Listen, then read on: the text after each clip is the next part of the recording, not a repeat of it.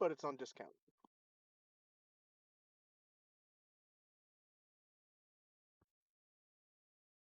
Good. That's exactly what I was planning on.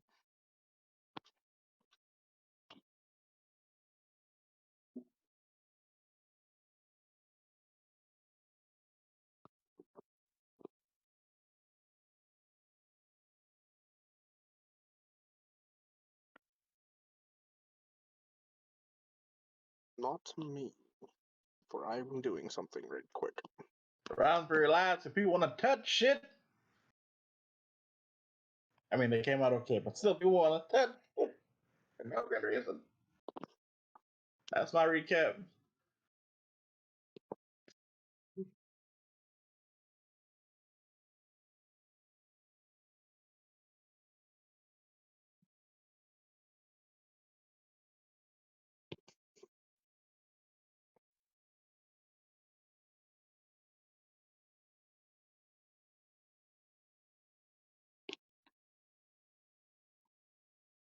But yeah, to be more accurate, right when we leaving, we've convinced our iron buddy there not to go into the light where there are creatures being contained. Our tiefling, our otherworldly hunter there decides we didn't open the sarcophagus really. I mean, we just took the orb. Yeah, oh no, I'm sorry. We took the orb, but the sarcophagus open. And I'm thinking, well, like how me and Elbrig, I'm thinking Elbrig. It's like, we got the orb. We can come back and do this later when we are, 100%, just in case there's trouble. I was then denied because it's like, hey, I'll just go. I'll be the one who could do it. You guys will be over here. You can run and anything bad happens. I'm just like, I don't want to get targeted at all. So you know what? You're gonna go against my better advice. I'm gonna just leave. So me and Emma left. The rest of the party stayed. Tara opened the actual sarcophagus with some help from his friends after realizing runes were keeping it locked down. So Cat Lady, Tyrell, and the Metal Man, sound like the Wizard of Oz cast right now, went onto the sarcophagus. Eventually got it open after some checks. Nice dead lady in there with a crown and a gown, bunch of items, books, and valuables, all the things that seem like you'd give to somebody in the afterlife is, I guess, here, take this to the other world. Or, so you didn't rich shit. Main difference between the body we found that they found in the sarcophagus and all the undead we've been walking around with is that most everything else ain't got no eyes, no nose. Seems to be fully based off of sound. The front of their face as a skeletal structure. No eye holes, no nose holes, just a mouth. So that was pretty. But yet the dead lady inside the coffin did have eyes. So huge difference, strangely enough. But yeah, they get some riches. They lightly, respectfully, apparently, pilfer from the remains, taking mostly knowledge and some gold coins and stuff. They exit. They meet up with us. They seem to be alive and not in trouble. There's no thundering of steps that something follows them. So, guess it turned out okay. Got back to the boat and try to put things in a safe to keep it safe. The orbs and stuff, and apparently the light orb. Try to feast it on one of the other orbs. So we just separated everything. And 3 orbs in the safe, 1 orb in the special safe, in the secret safe, kind of thingy. Then we're all on board, heading back to the mainland, basically, where our entire journey kind of started. Need to get back there. We're coming to a different port in Snake's Calling. But yeah, we just kind of on the way back. Our main mission accomplished because apparently, looking at the sarcophagus is what revealed that the orb in the sarcophagus. This is a 4th orb. Is the actual objective. The orb where the Metal Man and Tiefling spent about 20 minutes trying to hammer it out of place before our resident young little wizard there figured out that, this is how we remove it, is not the actual objective. It was just another orb that seems to feed on luminescence of any kind. So, hell of a surprise. There was some info that was dropped by Cadmus, I believe, too. I might be mixing up sessions, but I'm pretty sure last session was when he told us the whole, yeah, my buddy was the Black King back in the day. I was his helper. We did terrible shit together. And just that truth bomb dropped out of fucking nowhere. Like, it was bad when we realized Cadmus had a hand in basically destroying what was thought to be an entire race, just extinct, even though Mila proved it otherwise. That was bad. But now it's like, yeah, on top of that, and actually that entire thing happened because I was homeboys with the big bad from back in the day. And you just like, I gotta, and Elbrick has to like steady his nerves. So, we went back with this new information and, it settled in, we absorbed it, and then we absorbed copious amounts of alcohol to make it process. And then we also tried to cheer up a very depressed lady because she had her kind of first life and death sleep with her adventuring party. I know we all get into adventuring and do shit, but apparently she's had a rough go of it. Her adventurer family is her only family. So when they all almost bit the bucket trying to fight a creature that would not go down for the life of them, kind of made her space out and all of the reality set in about how dangerous adventuring apparently is. So spent some time drunkenly telling stories with her, letting my priest side come out as Hellbreak. Because ironically enough, when I'm not drunk, I'm a horrible priest. When I am drunk, I'm actually willing to sit there and listen to your troubles and give you advice. I think that was most of it.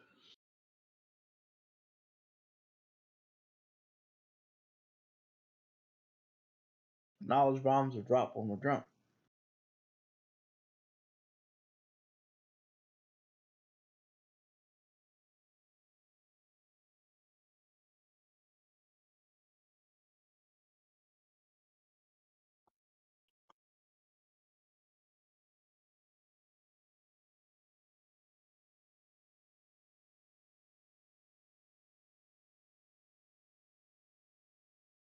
Oh, that's right.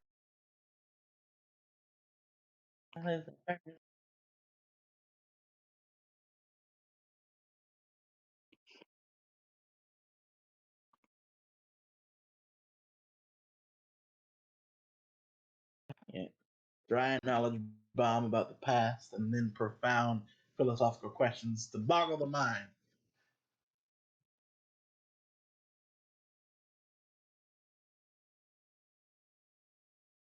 Yeah, pretty much.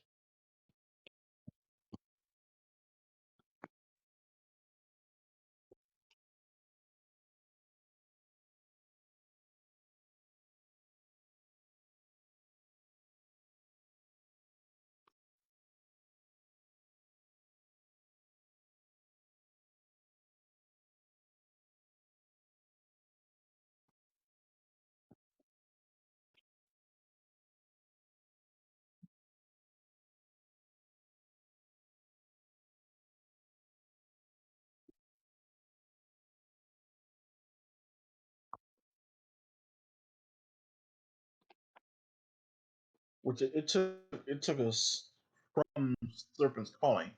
It took us yeah, but a month and a half. So it's a little bit longer out on the open seas. Not all too bad.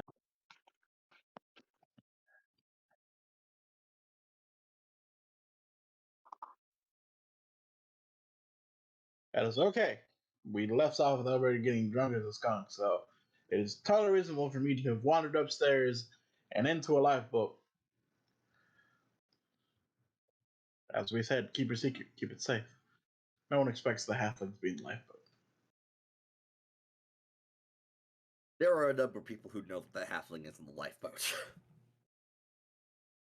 and all of those people also know that the halfling is getting wasted.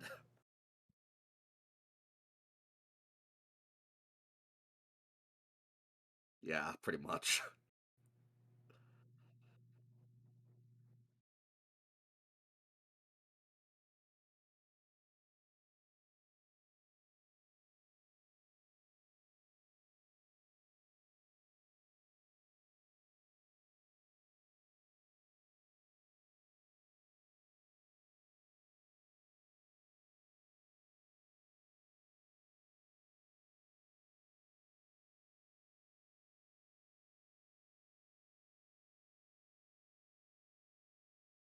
Ooh, good question. I was gonna mention that because me, Elbrig, and the Frosted character, Miston, really have been working on her getting more used to using her divine gift of, you know, uh, downloadable knowledge, basically. Temporarily downloaded knowledge, like when the Flash speed reads.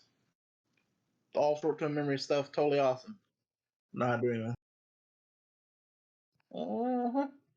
So there's that, which specifically just and I just because we have 2 months and we've got this backlog of materials, it'd be working on those items gotten from the necromancer's lair because it just gives us a good base to use. So and it lets me progress with learning actual alchemy. So that is one definite request of mine is that at least on this monthly journey, maybe of all the kits she got, I'm gonna say maybe at least 3-4 times a week in this 2 month journey.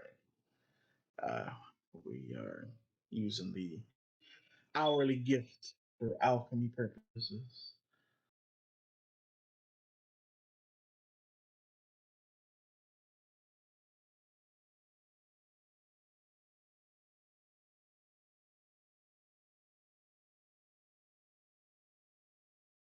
Mm-hmm. Yes. Yes.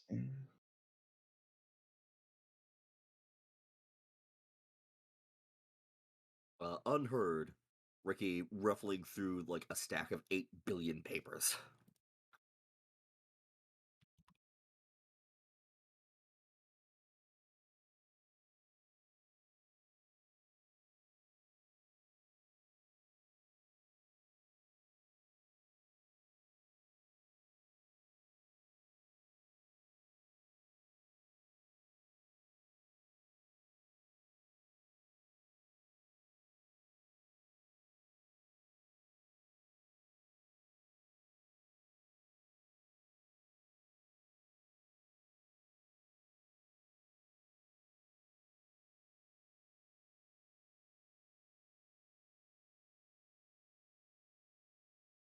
Ooh.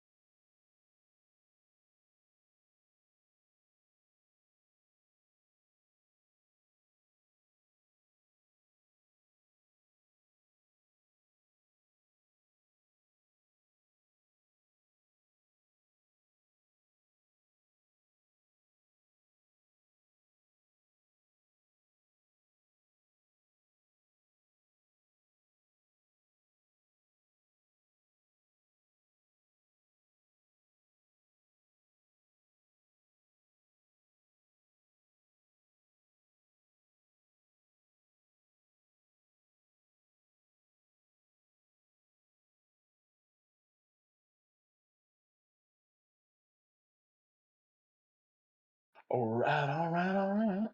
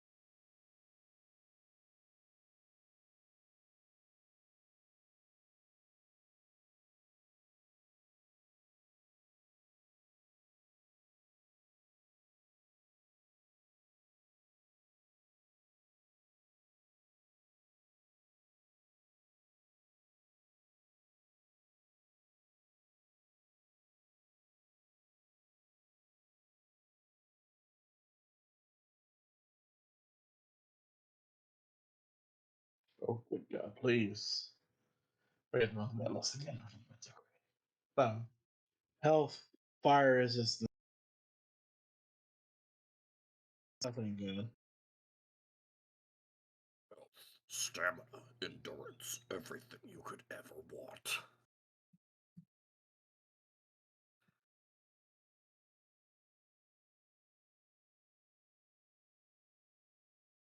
All right, take it easy.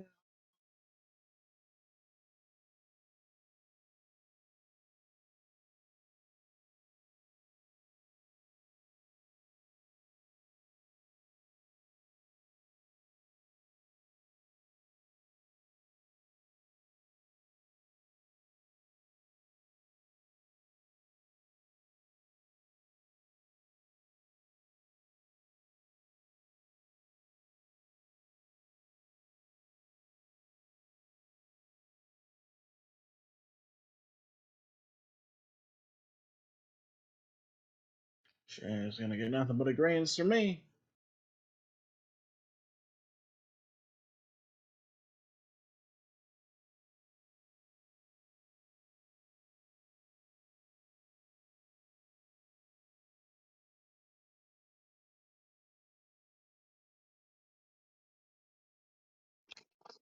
Zero roll is not here. Please leave a message after the beep.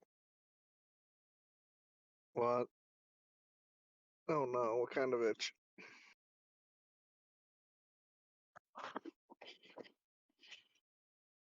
Oh, you didn't. No, Okay. wait, okay. Listen. The fact that you said no, you didn't has implications that no one knows of yet. Well, I mean, I think the only two here who know. Well, there are three people who know in this call. So the majority.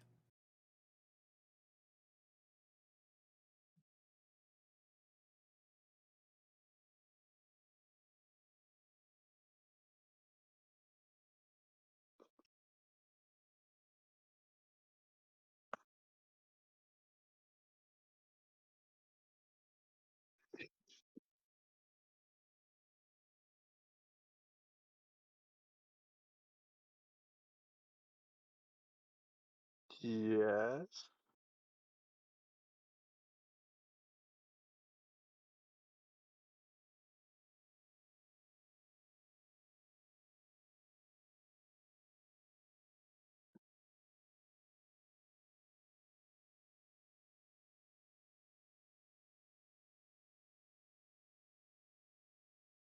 Oh. And what will this be?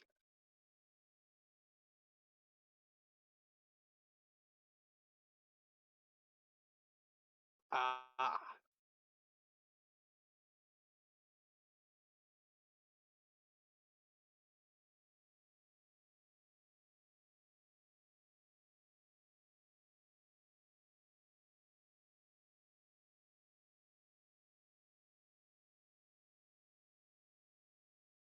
Hmm, that is great to know.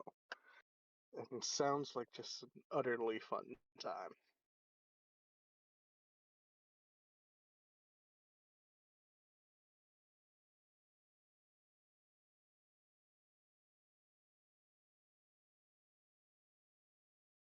That's fair, but if we're going to do that, I will be coming after that bow.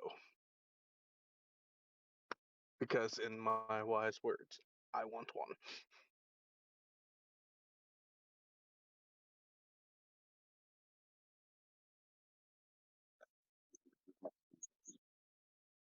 Hmm.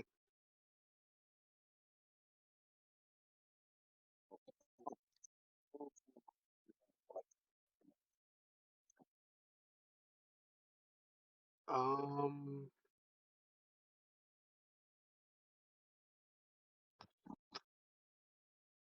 besides practice with his arm more and spend more time probably focusing with said orbs and waystone.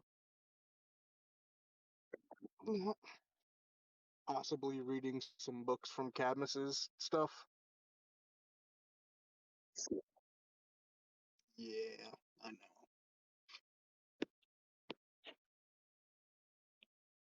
Ones that would seem important, because I don't have a.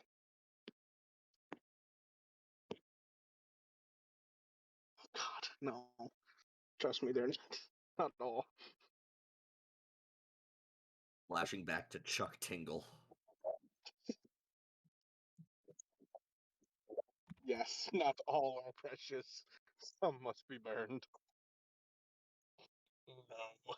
I would post some choice Chuck Tingle titles in the memes channel, but I want to let the other two things I posted recently marinate for a little bit. Trust me, I think they've been marinating for a long time. Been less than 10 minutes. Combination of-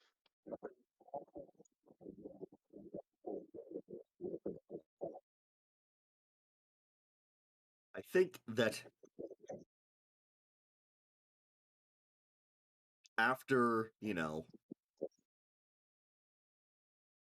returning to the ship and getting on our way, at some point, Nomad would approach Elbrig and pull out the vial of slick goo, which has not changed at all, and hand it to him and say, "Well, it has done absolutely nothing.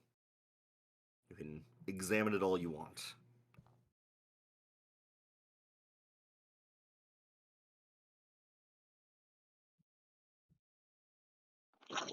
Does it still have all the goo? Is it all the goo in Costco quantities?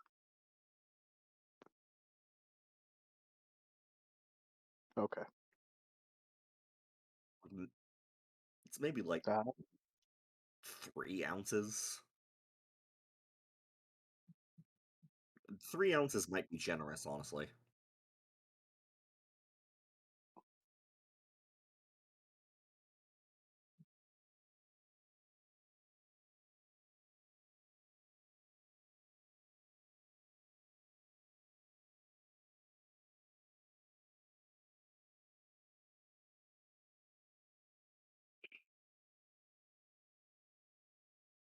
what he's saying is going to make the best jelly for toast,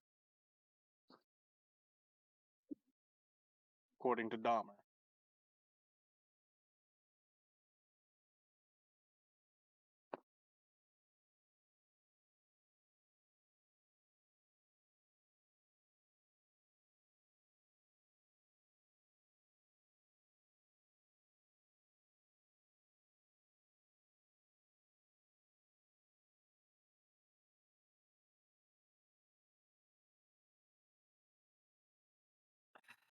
I don't.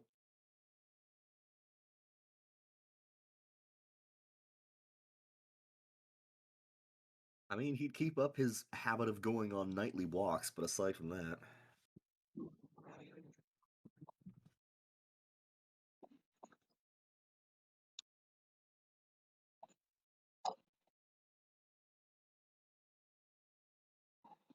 Oh, you're approaching me?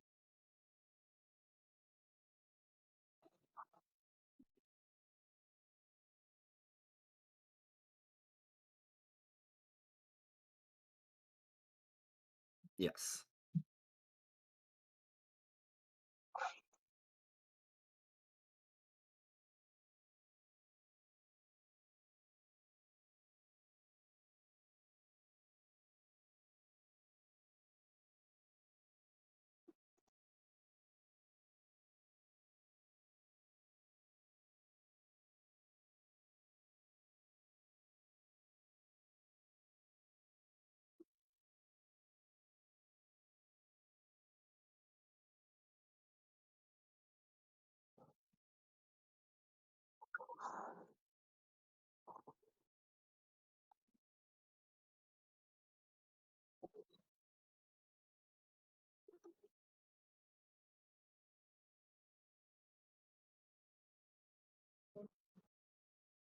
Oh.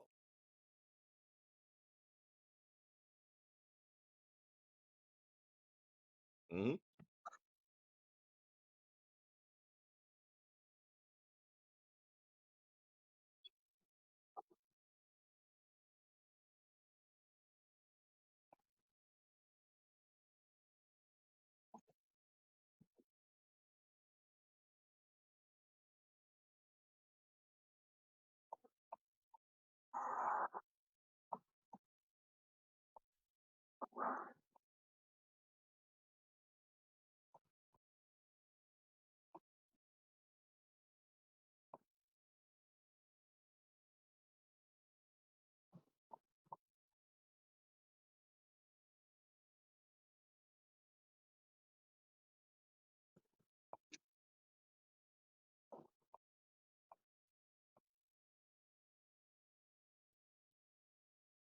Apt.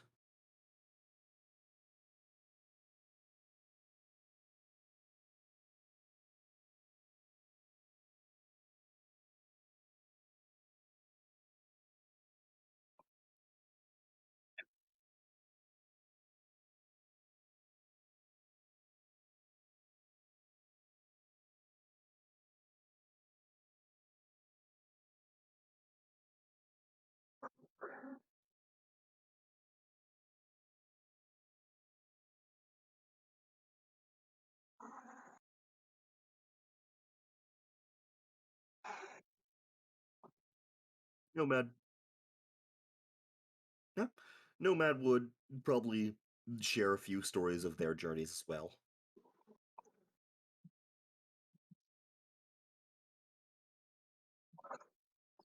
Hello.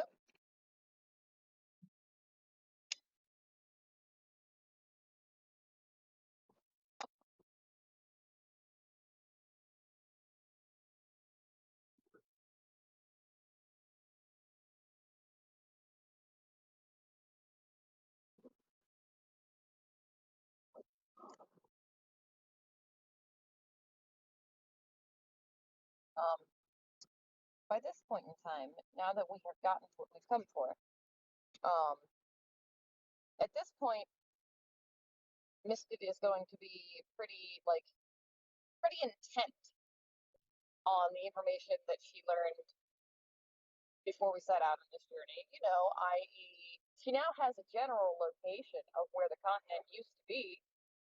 Um, so in her head, she's already planning their next adventure, and the poor party just doesn't know it yet. Um, she's going to be absolutely bothering the bejesus out of the renegades, as they're quite traveled themselves, and asking for any kind of information they might have, any like even folk tales or stories they might have come across in their travels, regarding the lost continent, or even even so much as the Tabaxis themselves. Like, have you heard anything in your travels? Um, and also trying to be really, really, really nice to everybody's favorite furball, because he might know things too.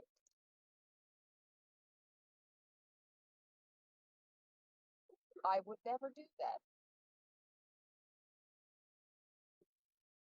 Misted use the Puss in Boots eyes? Never. But yes, she would also be asking him 20 questions, being as, from what she's gathered from her party members and himself, Man's been around a very long time. Man's probably got some information that the rest of us are not privy to.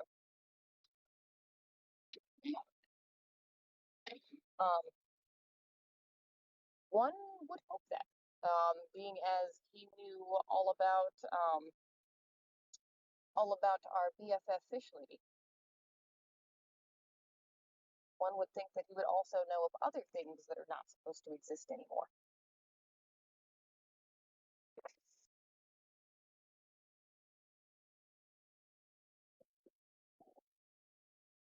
I thought for sure.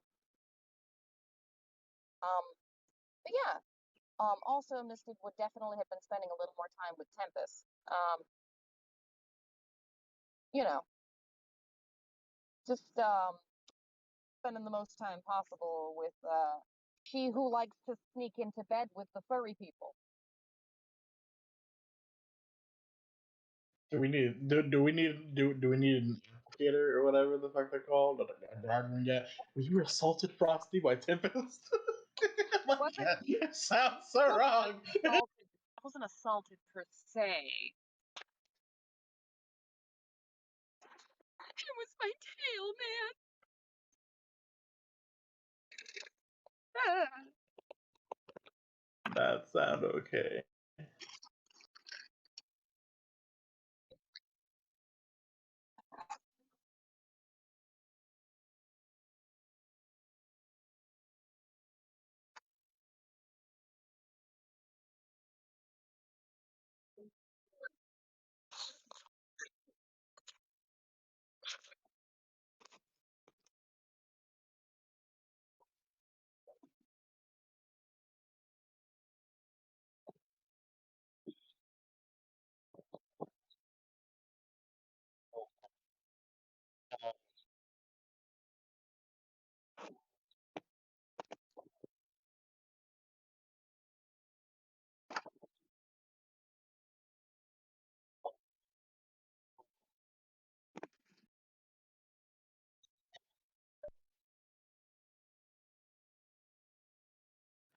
Wait, hold up. What about Samson?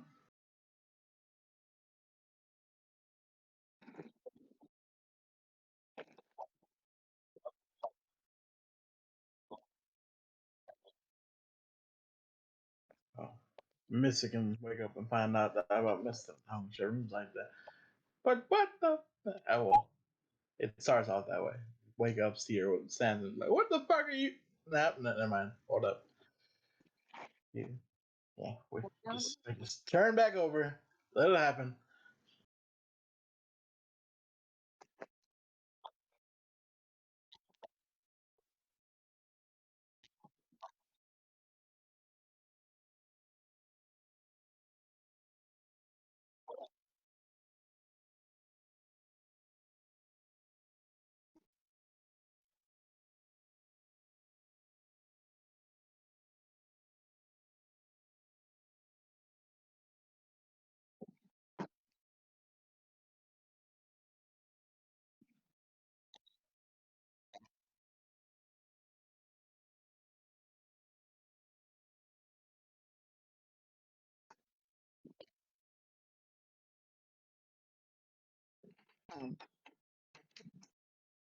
So there would be one such occasion where Tempest, where Misty would wake up and roll over and find a Tempest there, cuddling that floofy tail.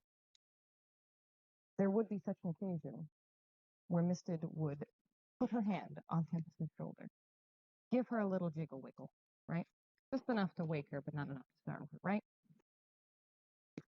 Look her in the eyeballs and ask her how she feels about kids.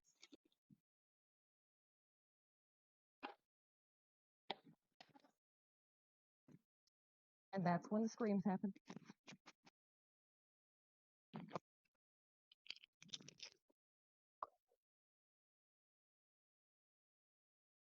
You can't, she's not a minor.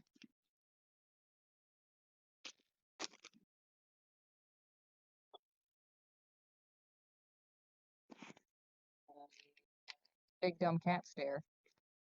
And Misted would immediately reach for the journal, the little shitty sketchbook, which would contain sketches of the orphanage and the kiddos. And her best friend Tika. And then make the gigantic eyeballs and beg Tempest to pretty please come visit sometime. Most excellent, my dude.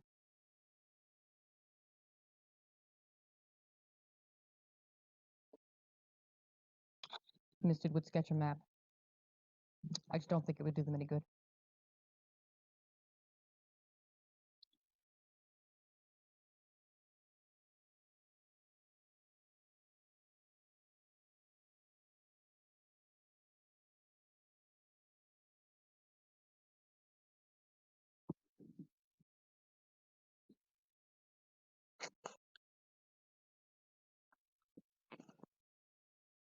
Not one pass between those eyes.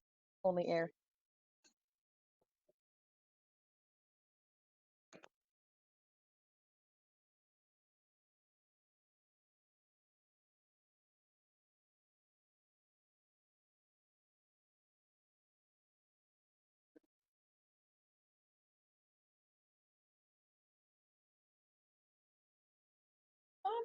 No, that's really about it. Just badger people about information they may or may not have, or any stories they may or may not have.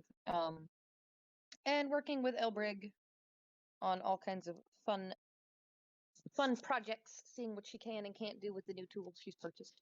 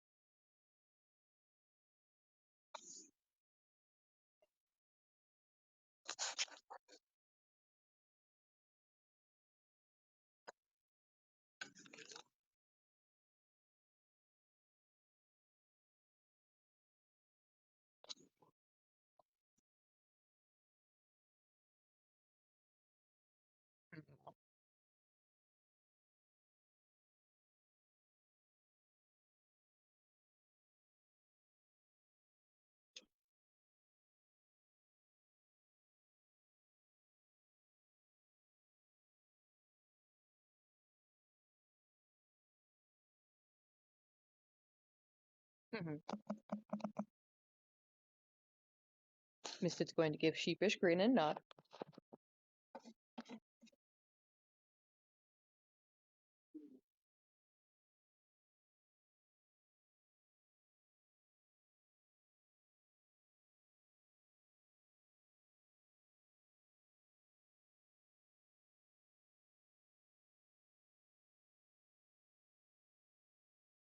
Well, that is going to make Misfit a pouted pants for, probably a day or so.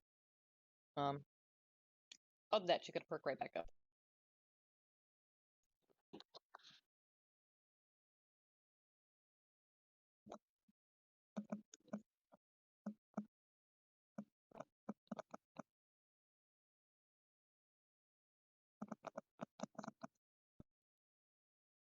I'm good.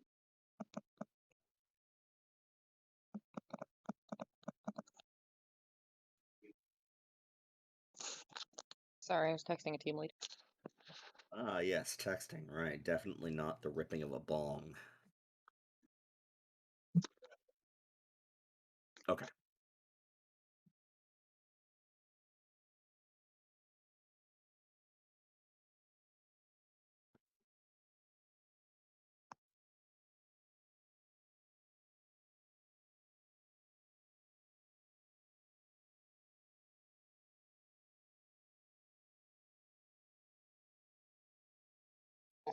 I think I'm good.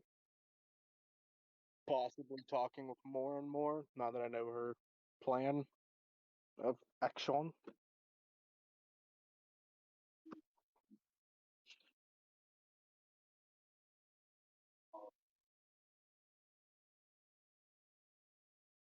Mm-hmm.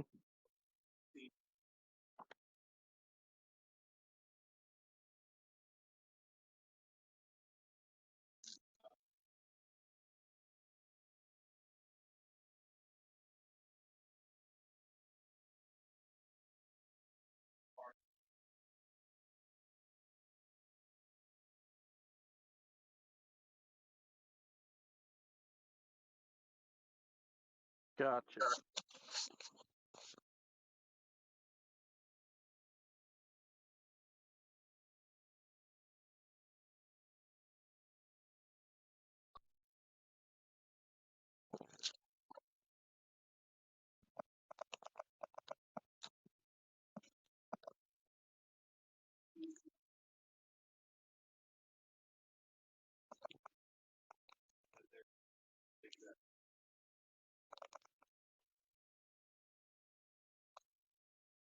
Mm-hmm.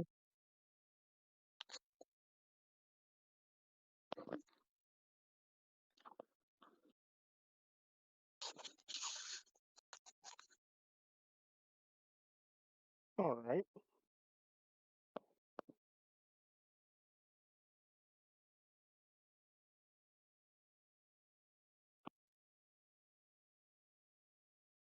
After we get off the boat, or after she's done hunting them?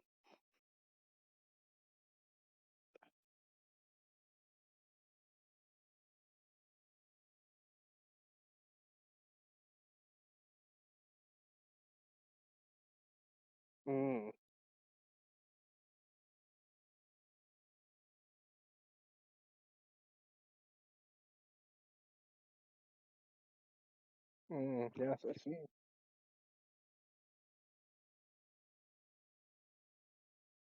Wait a minute, they get paid for their time off?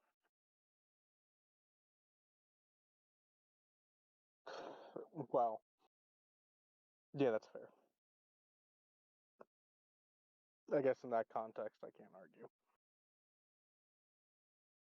I say if the guild was gonna, if she says the guild's paying them, the guild is gonna have a conversation when he gets back.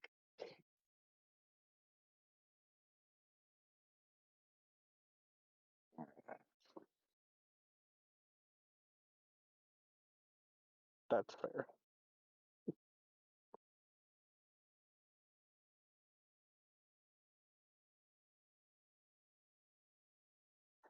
Yeah, but I have to pay that back.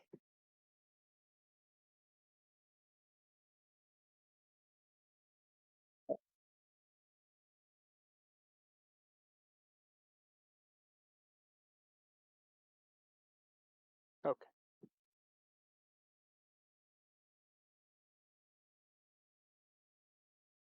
For the downtime?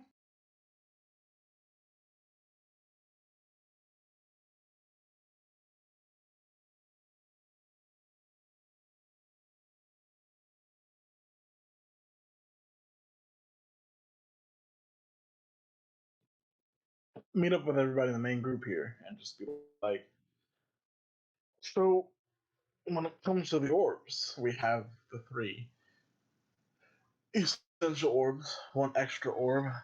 Um, what exactly is our plan? Because I know it was we're gonna grab them, and then are we just taking them back? They'll be excellent. I mean, yeah, I mean we kind of have been making this up as we go along, but like, now that we have them in possession, what is the actual plan?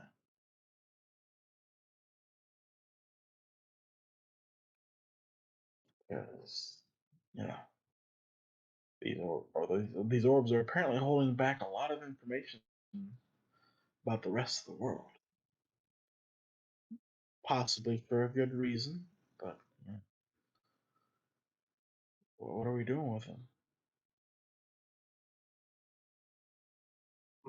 Sure would suggest that we take him back to Delve Exnum and consult the king and queen now that we, well, completed what they sent us to do.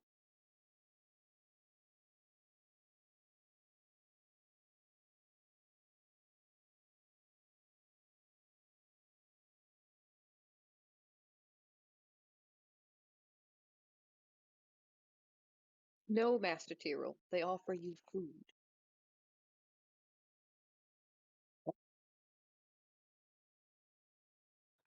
So we retrieve the orbs and we're going to hand them over to the king and queen of Delviexdom. And that's it. Just, rewarded for that, and we're done with the orbs. Well, I mean, if we want more questions, I could try to find a way to get a hold of Mordecai. She might have some knowledge. I'm not really asking for more questions. Like, is that is is that the mission over with once we give them the orbs?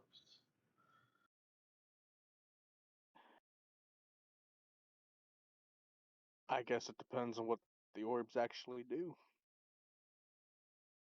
They could be over as soon as we hand them, or it could cause something, or they need us to do something else. It just kind of depends. We're not necessarily obligated to do everything for them, but it all depends on what's asked.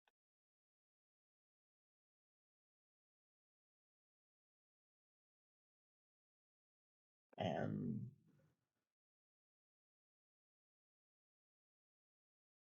what's asked? Hmm? Okay. Wondering.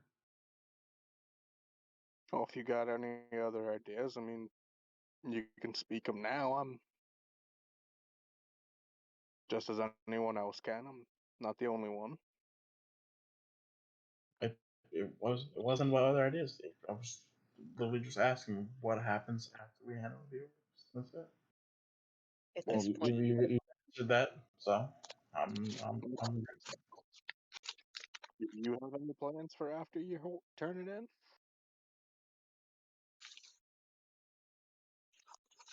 no. That's why I was asking. is this a conversation specifically between you two No, or this among is people? between the group. This is for Okay. this is me gathering the entire group and asking this, and Tyrell saying all this in front of everyone else. This is specifically for our group. Okay. Yep. Um. Well, Misted would pipe up. I'm not entirely sure what the next step is for the orbs. I do know that we definitely need to get them back somewhere secure and come up with a plan to safely keep these objects, because right now the only thing keeping them safe from whatever on Earth or whatever is chasing us is the fact that we're constantly moving. Um, Otherwise, we might wind up with a problem. But if you guys are really feeling an adventure after that, I'm just saying, I could use some friends. I got some ideas. What are those ideas? That is literally what I'm asking. My entire point of my question is not to give ideas, like me giving ideas. I'm like, what happens? What is going to happen once you turn the orbs over? So if you have ideas, what are your ideas? Um, well, Miss is going to pull out Shitty Sketchbook, where she made our lovely friend Mordecai. She's gonna flip to the page where the lovely friend Mordecai drew a hastily scrawled circle slash weird blob where there was supposed to be a continent. And Mistin's going to make the big eyes at Elbrig and say, I would really like to go off on a quest to try and find some trace of the missing continent, please. As far as I know from when we've had talks about this, that apparently seems to still deal with the orbs, and yeah, so I mean, I'm okay with that. I didn't, not. knowing that there are other continents that I can't remember does make me want to investigate a little bit. So, I mean, maybe. Mister's gonna grab her little necklace, and she's gonna look down. She's gonna look real sad, and she's gonna say, I mean, I'm gonna go with or without you guys, but I would really rather go with you guys.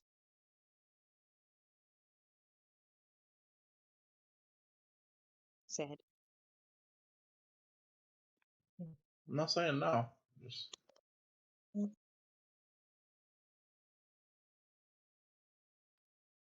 no, man. Anything? Hello? Tyrell, Nomad, hello?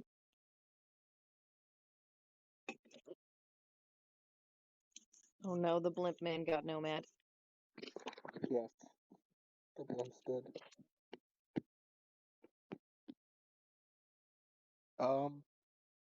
Kira would, I guess, chime in and say that he doesn't mind going. That pretty much his entire thing here was to take the stone he had to, um, God, I can't remember its name.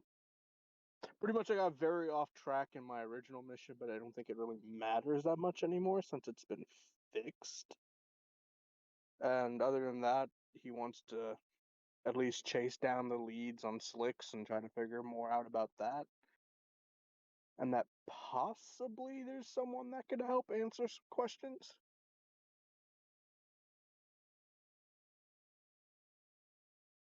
They might also know about said continent. Ear perk. Who it is? Hold on, I must consult a DM. Mr. DM. Well, that was who would need to give the stone to. Yes, that was the name I was looking for. For some reason, I thought that was the name of the place, not the person. Okay, gotcha.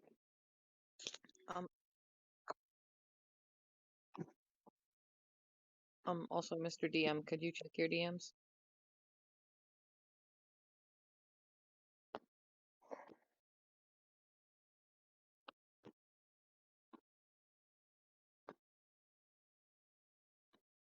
And the question I was going to consult you on though was, I believe it is the leader of. Is it specifically my type of planar hunter, or is it the entire thing that the leader is like old as hell and part? Yeah.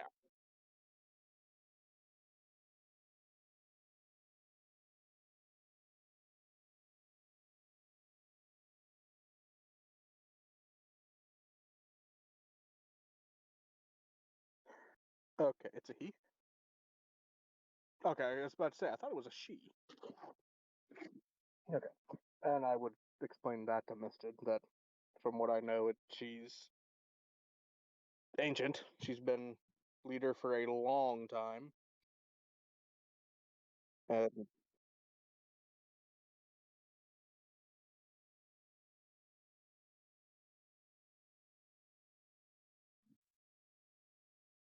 Mhm.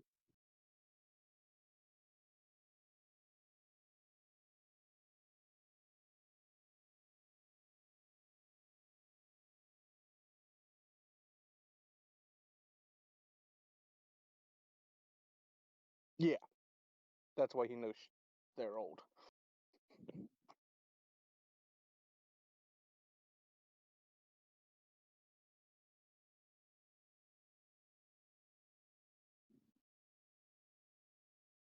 Yeah, he'd relay that.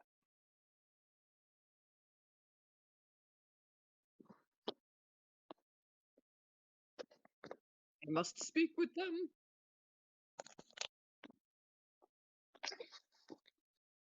Who are we speaking with? The person that Tyrell just described.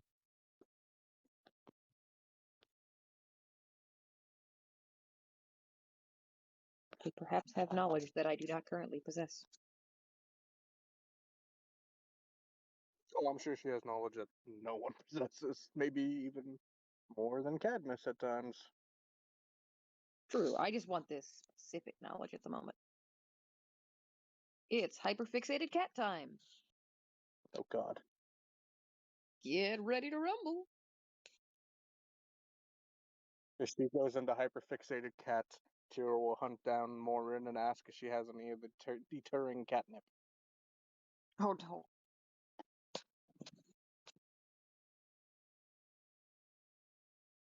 I mean, to be fair, it would work.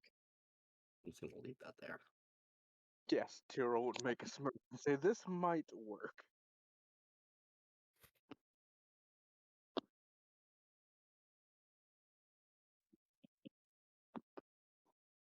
No, I think no man would just be listening to this all. I mean, the entire reason we came on Cadmus's ship in the first place was to obtain the orb, and we have done that, so now that we've done that, he doesn't really have an opinion on what to do next, aside from keeping the orbs safe and making sure that they don't fall into the hands of anybody who would misuse them.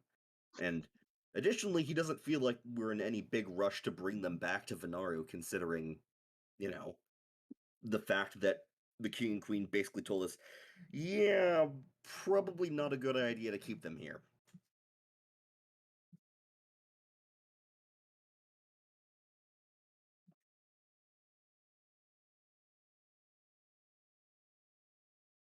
Yeah.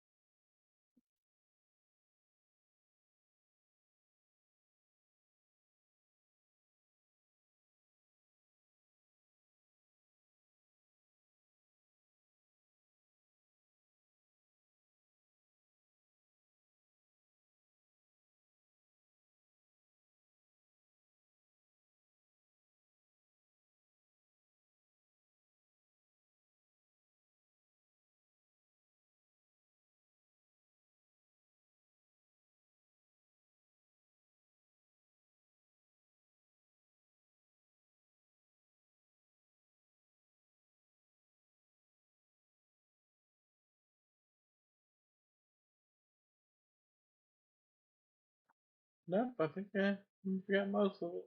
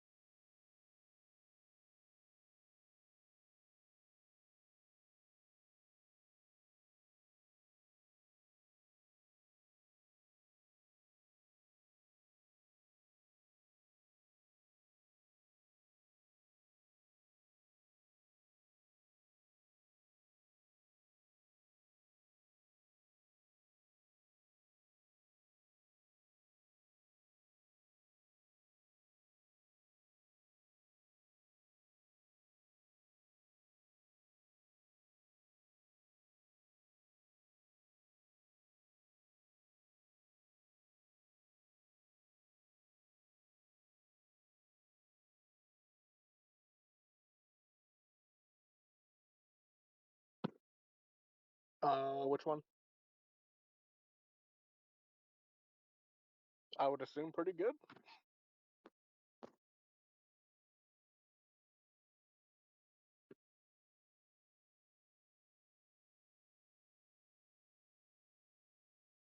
Hmm. Reminiscent of when small slick are.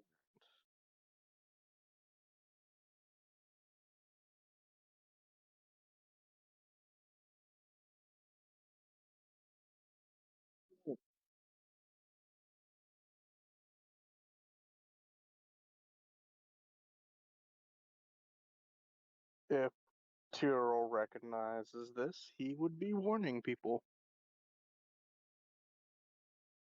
Specifically Morn for one, the quartermaster, and probably send someone to find Cadmus if it seems to be on this level.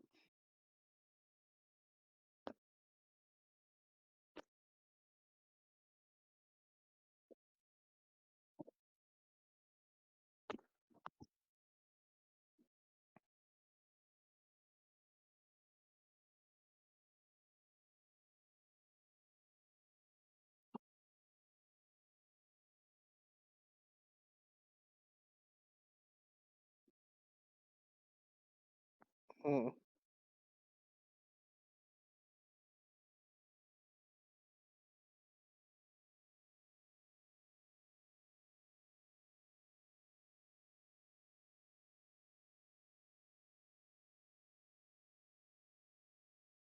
I mean, Nomad for one. I'm in my boat. You probably got fucking damp. Yeah, Misted at this point would be scrabbling because, oh my bejeebus, no. Wet kitty. That sounds correct.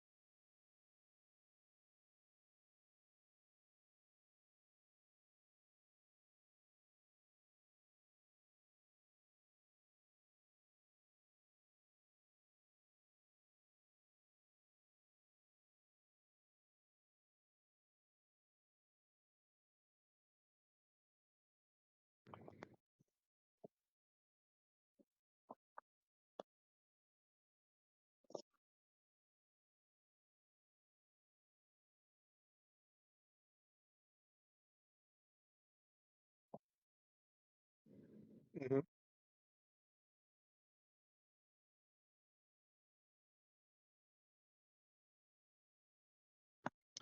Does it look big?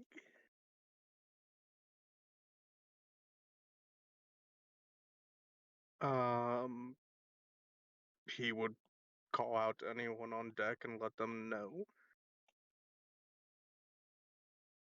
that there's fuckery to be had. Fuckery.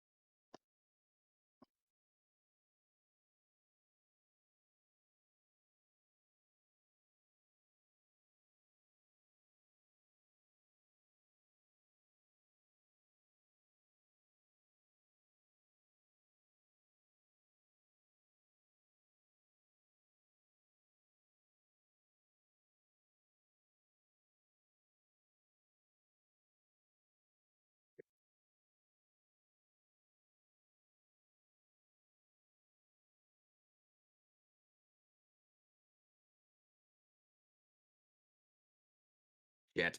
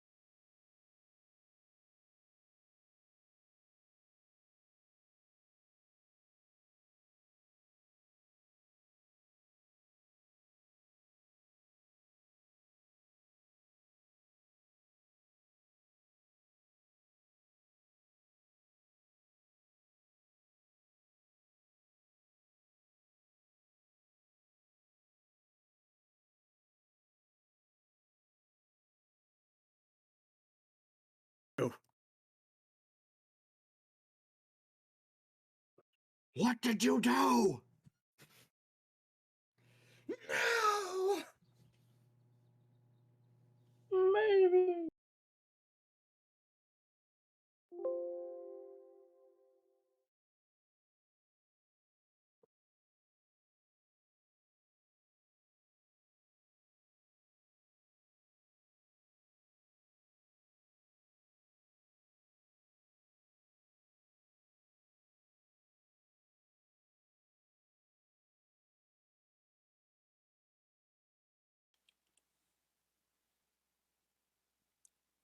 Okay. Neat. So the entire duration of this recording, yeah, it was not actually recording my voice this whole time. So we got that going for us, which is nice. Oh well.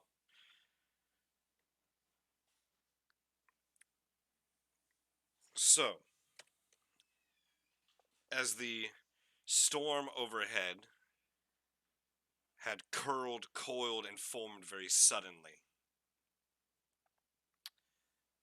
descending from it rapidly, and then slamming into the ship, causing it to almost capsize, and then slowly standing, was the figure over 9 feet tall, with wings of gray and black.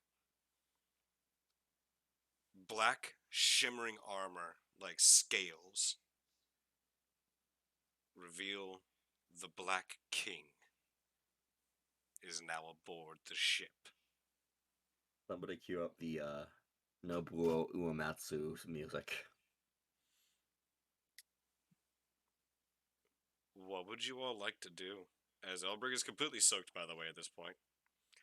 As that turn of the ship kind of Yeah, it dipped him fully. underwater. Yeah, Elbrig was kind of fully underwater for a time there. Ah! Your booze is ruined too. No, it's fine. It's in a skin.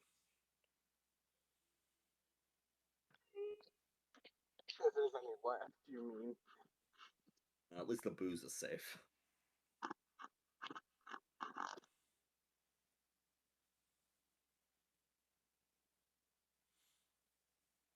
So, what would you like to do?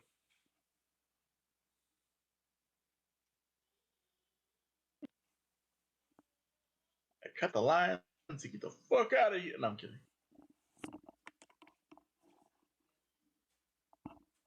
Pop. It'll be fine.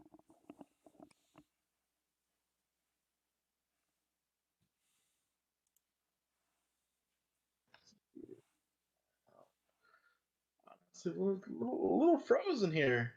Our king splashes down. Just got dunked. I'm kind of drunk right now. Well, kind of just I peeking think out from Nomad underneath would, the place. after adjusting to the situation, would walk onto the main deck and then shake one of the shoulders of the mook who's probably standing there slack-jawed and say, "Go fetch Katniss immediately." Oh, trust me, there were already people running below deck. Yeah. Yeah. The strangest thing is that as you touch them, their eyes are locked on him, and they just don't respond. All the color seems to have drained out of them.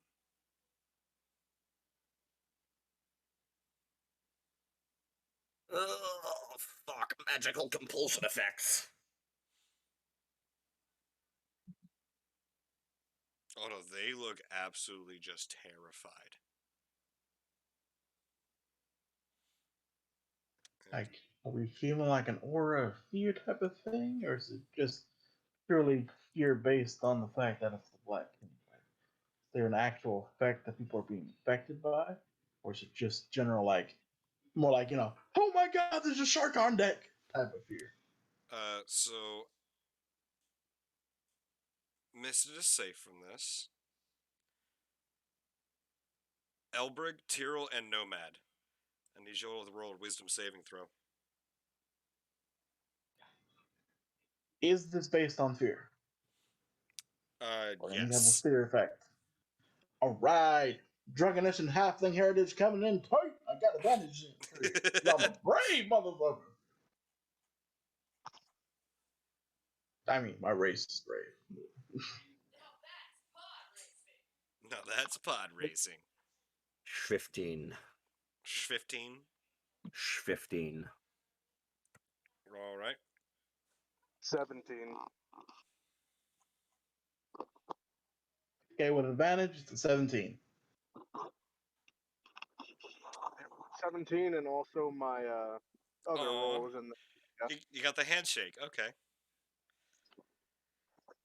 So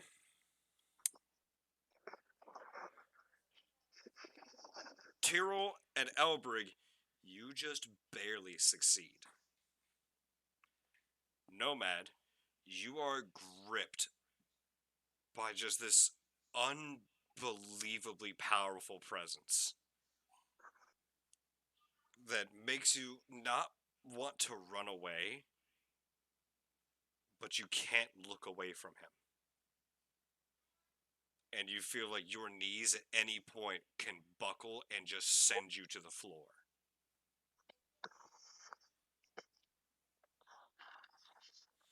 You are currently stuck in place and unable to act.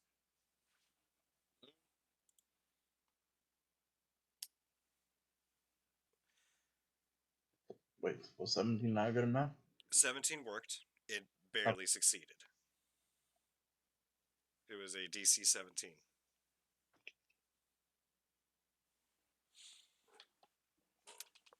And Nomad is the one that is unable to move or respond, as he is gripped by his aura of presence and domination.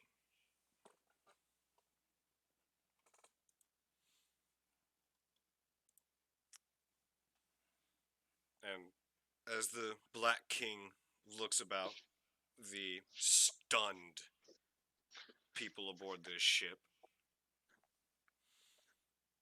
his eyes pan over to, specifically, to the lifeboat.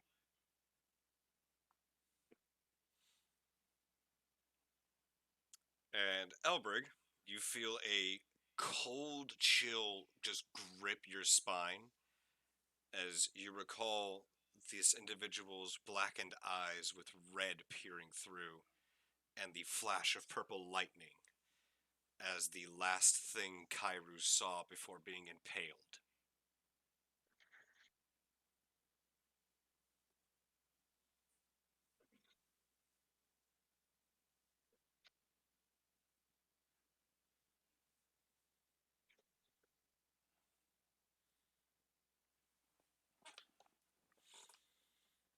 A moment or two passes, and he looks to the stunned group, panning his gaze over the gathered lot and basking in the collective shock and terror that has gripped the entirety of this ship before finally speaking. I seek the leader of your little group. Step forward and be recognized that we may speak. Nomad, you are freed from the effect.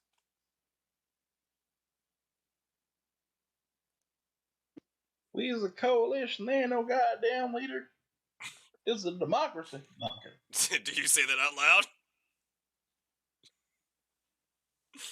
Honestly, he's Damn wasted, it. so he Yes. probably would. Yeah, exactly. I'm fucking trash. You probably would say it out loud. But it's from the lifeboat, so it's like muffled and sort of slurred. Mm-hmm. And also intermittently coughing because he's still got seawater in his lungs. But do you say that out loud, Elbrig? Yes. Yes, Wonderful. I do. This individual turns to you, towards the lifeboat. Well,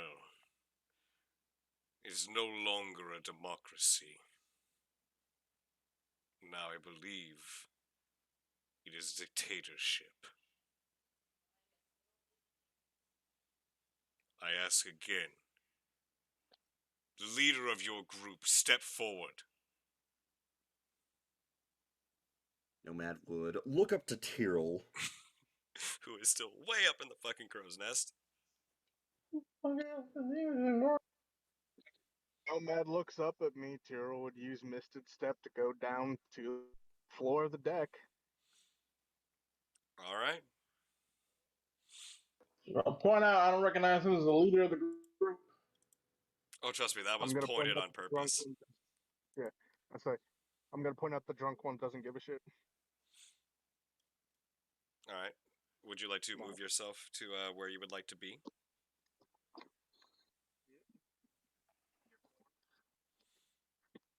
Give me exactly 3 acorns a time. Yeah, I'm not sure how you calculate 3 acorns a time, but yeah, he does not seem very amused by Elbrig.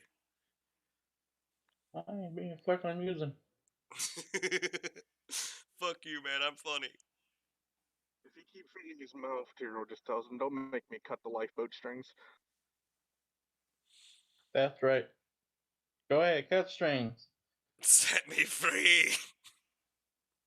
Plus, set you free right into the mouth of the fucking water beast. So, Tyrrell, you step forward.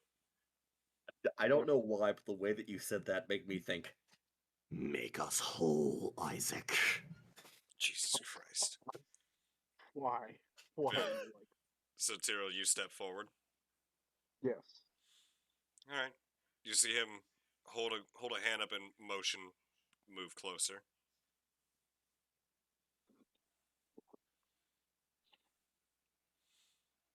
And he Into the void dimension, we're good.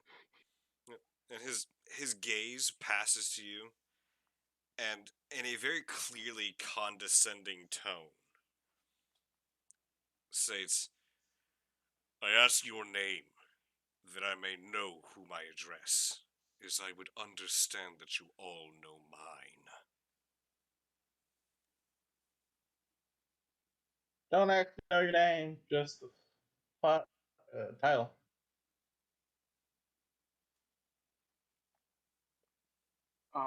While I'm getting ready to state my name, Tyrrell would kind of look over at Nomad and give a head nudge to like go over towards Elbrick before he gets himself killed.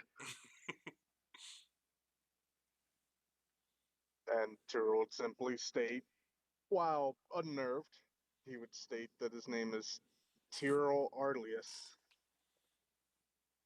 And you see the Black King nods and watches Nomad walk by, and doesn't even make a move. Just watches him go by, and looks back to you. And then he makes this strange, almost bowing-like gesture.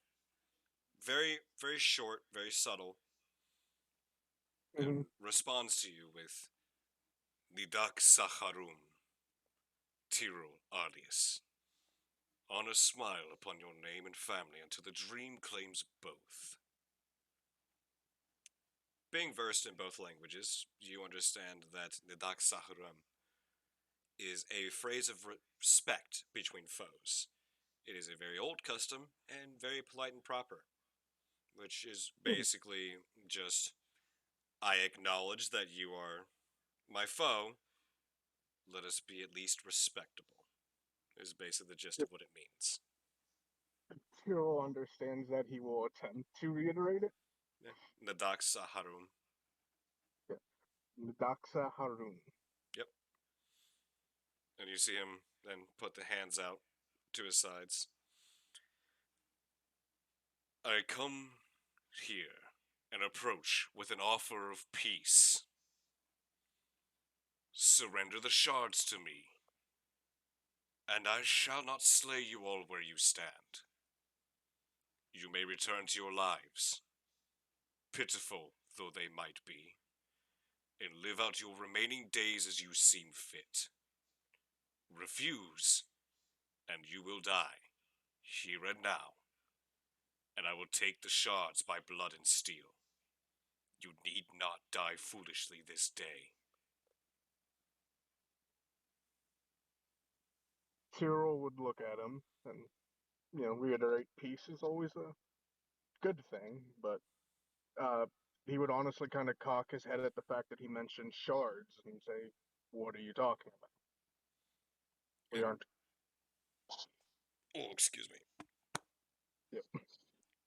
So continue. That was a really weird burp. Need a minute. And he'd just say that, as far as he knows, no one's in possession of any sort of shards. And he watches you kind of cock your head, and in the most observable manner, Mm, you see the air intake.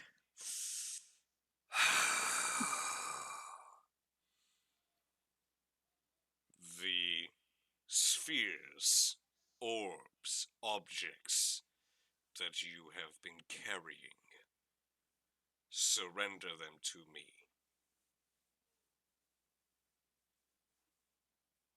Cyril would just kind of, give that idea of recognition now and just be like, and just say pretty much, uh, out of curiosity, what are these? We've been trying to figure it out ourselves. You seem to know them as shards, where we thought they were just orbs. You just Granted, powerful, used for something, but you see him kind of halt for a moment and then steps forward. And he is towering above you at this point, yeah.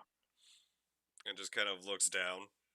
Which what you are now experiencing is what Elbrick sees like 99% of the time. So what I was really saying is, I should do the Elbrick thing where I tell him to kneel down. But he just steps up to you, and just the full might of this individual is just resonating from him. Mm, That you can feel just the absolute presence of this individual just standing there. my bones are doing the vibrations. Ooh, even more so. Oh no. And he just looks down and, if you have no use for them, then you shall not fight it. Surrender them and be done with it. Refuse and I will not offer this again. Cyril would, albeit struggle, but stand his ground and look at him. Just simply again ask, and we'll state that we're not so much refusing the offer, but you seem to know. I would like to know what these are for, because it seems that they hide some sort of truth. You just see him just. I was trying to be civil. And he goes to pull one of his blades. But as he Hmm. does, it won't come free. He tries another sword, and the blade won't give. It won't release. Some kind of strange, glowing, bluish green effect, almost like dust, seems to be lingering around each of his weapons, and in fact around him. And then you hear the soft tapping of a cane approaching from behind you. You see a bit of a visible weight come off of Tyrrell as he recognizes the tap.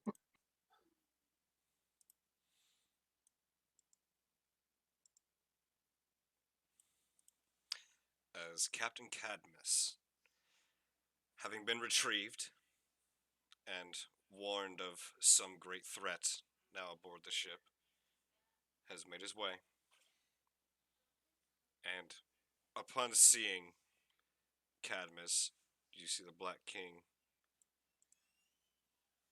steps 10 feet backwards. Not very Hmm. sudden, but a very slow and deliberate step back. Hmm.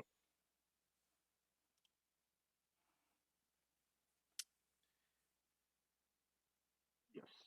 For those that can see Cadmus's face, a strange fire is burning in his gaze, unlike anything you've ever seen.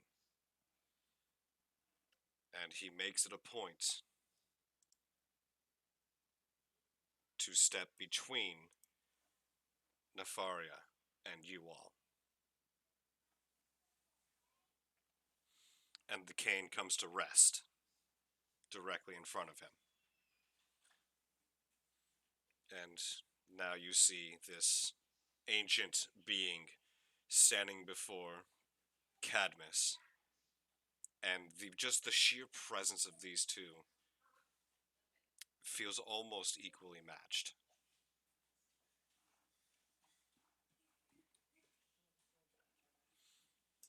And Cadmus addresses this individual. There shall be no more death aboard my ship, nor shall I tolerate threats to my children. You will not harm them, Nefaria. Not now. Not so long as I draw breath. All those I choose to bring aboard my ship are my children, my charges, and my treasures. You should remember how I care for those I treasure, my dear old friend.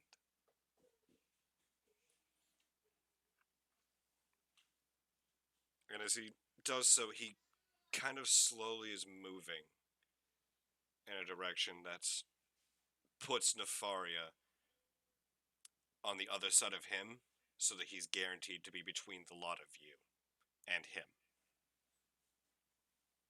Making a small motion as the others who would be up and above and aboard begin to very quickly and hastily make their way to the other side of the ship.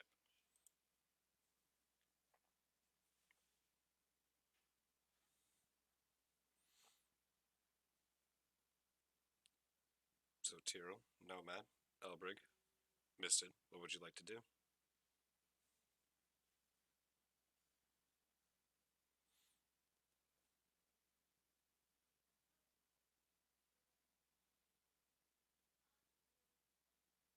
This feels like there's an imminent showdown. You mean imminent? It's fucking happening.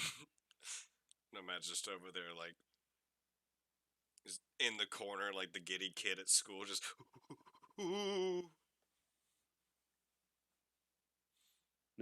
I would say that Nomad more or less is just standing there and staring like, oh, oh my. I'm going to need to Misted, remember this. I apologize. I was muted earlier, but Misted would have at this point been creeping her way down them steppy stews Okay. And to your go, movements catch his attention, and he takes notice of you, but doesn't do anything. we're just gonna go stand next to Tyrell. Tyrell's my friend. Not the leader of this group, but he is my friend. That was Why'd you have to accentuate that? because it was a very pointed question that he asked for that reason. Yeah. Elbrig, would you like to remain in your boat? Yep, I'm saying let's go. All right. You see this individual, then stand up a little bit straighter when approached by Cadmus in this manner, and hearing these words, just this flicker of familiarity comes over his eyes, but it just doesn't seem to grip anything. Like, he remembers it, recognizes it, but at the same time doesn't. And then he replies to Cadmus, Gravecaller, you have withered to such a pitiable presentation. Truly, the ages have not been kind to you. Stand aside, lest you be reminded of why you named me king. Or worse, remind you of what befell the only person you truly treasured, and glares directly into his eyes. The tension is quite nearly tangible. Cadmus then grips onto his cane tightly, his eyes turning to the rest of the party, looking over you all, looking over those he calls his children, and his eyes go a little bit sad. It pains me greatly to know how you have truly fallen, Nefaria. Though only now do I see the absolute depths you have plummeted to. To threaten my dear children. To attempt to breed fear in their hearts. To try dredging up the dark murk of self-doubt in their minds. You are no longer the king I once followed. You no longer recall your purpose of power. The answer you gave me so long ago with no second thought. His eyes turn to Nefaria once more. A bit more resolution in him now. Stronger resolve. And he holds the cane out to the side. And Elbrig, Nomad, Tyrrell, and Misted, you watch as his cane begins to shift form. Growing, stretching, and twisting. The inlaid gems seeming to grow in and then expand out from this withered, gnarled stick. And it shifts into the form of that of a gnarled and ornate staff with a large gemstone atop the twisted crown. And at this, Nefaria then scoffs at everyone. You cannot hope to stop me, Gravecaller. I will just simply kill them. And you, if I must.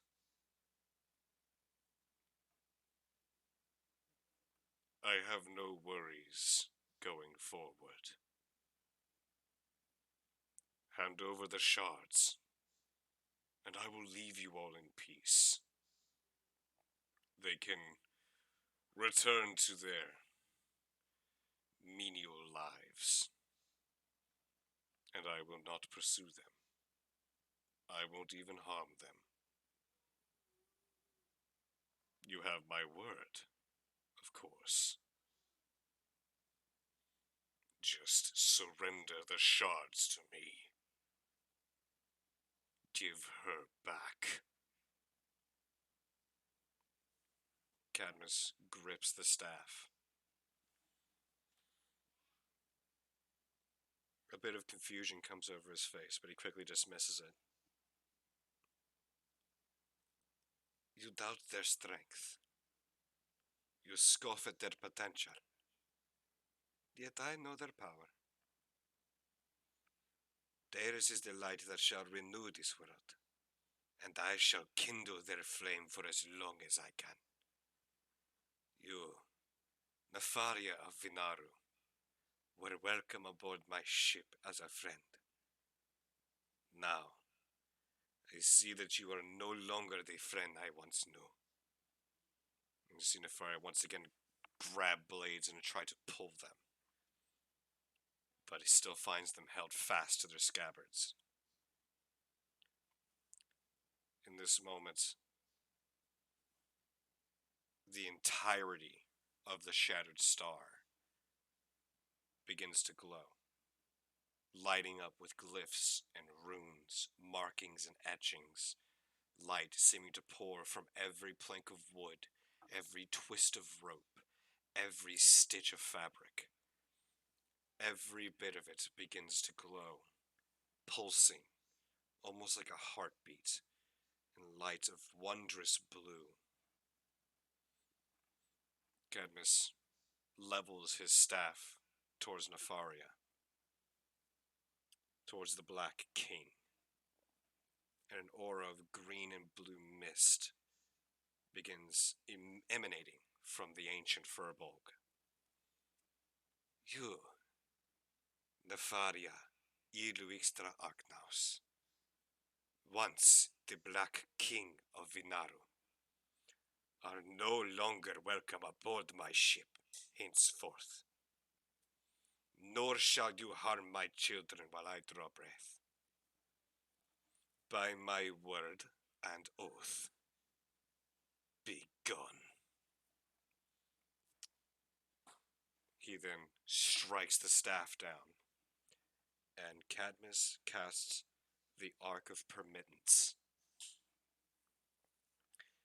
A burst of green and blue light just is unleashed from the end of his gemstone, from the staff, and it washes over the entire ship and of those on board. You see the Black King stand his ground, just armored greed seeming to dig into the wood and grain, and struggling to stay in place. This only lasts for a few moments, before the Black King is then launched at very high velocity from the ship and back into the sky of twisting cloud and shadow. A few moments pass before the dark clouds then disperse and the seas go calm completely once again, the blues and greens returning, the glistening of the water reappearing. And Cadmus staggers, struggles to remain upright, and then Nomad would collapses to his immediately knees. go to catch him.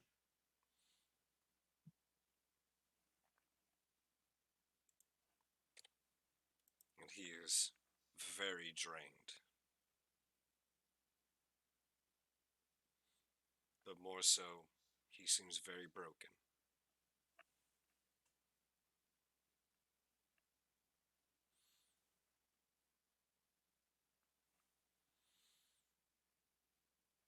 And the staff slowly reverts back into the cane.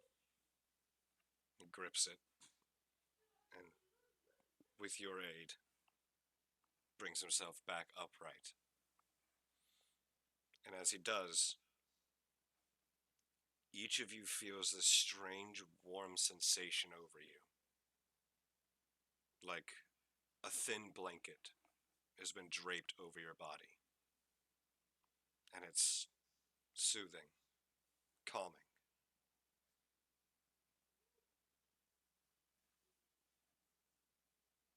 I would like to take this moment to just bring out a point from a quote that I've heard over the years. A wizard's greatest weapon is preparation. Mm. Cadmus has been preparing for hundreds of years.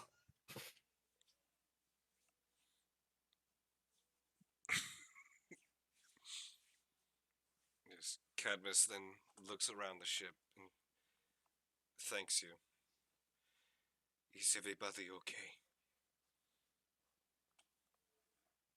Here's some Nomad would take a Elbray. second. Oh, sorry. Yep, sorry. Nomad would nod and then sort of like as an afterthought kind of glance back to where the lifeboat is and says, I think we're all fine, though Albrig might be a little wet. Elbrig's in the boat with a finger half raised and his mouth just completely open, and he's just like, eh, and he's just like frozen in like awe.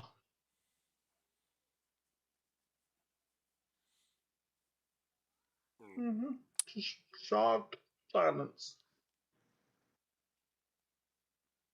And Cadmus, not hastily, but with determination, makes his way over to the lifeboat with Elbrig and extends a hand. Do you need help? Are you okay? Oh no, kind of witnessing things. um. Also, powers for that. That's my answer to the question. Powers is for that. Cadmus That smiles. right there. What just happened? To protect others and to care for them. Yeah, no, just yeah. That entire situation. That's mainly what power's for. Like, it can be for it can be used for other things, but mainly for that right there. He smiles. I'm glad to know your truth. Now come, let us get you dry. And he holds his hand out to you. Mm-hmm. Yeah, I go ahead and hop up. Not hop. I'm not hopping anywhere. Just crawl up to the top of the the lip of the boat. Yeah, Put a no, hand in Nomad his would help. hand and pull on over onto the deck. Okay. Well,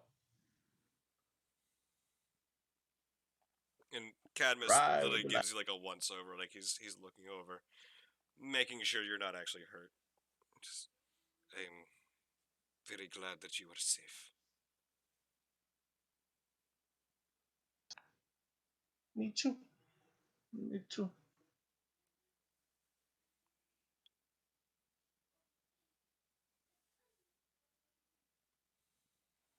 Yeah, just amazed. That is Elbrig's entire demeanor right now. It's just drunken amazement. Tyrrell, from the corner of the stairs, you hear the sound of crackling lightning die out and then seem to just dissipate.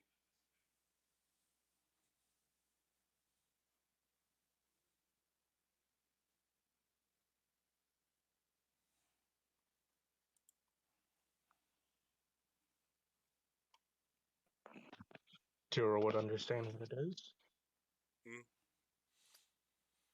And Cadmus, upon confirming that Elbrig is safe and unharmed, turns to the rest of you and you are all safe then, yes? You are okay? You are not harmed? Aiming towards Tyrrell and Misted.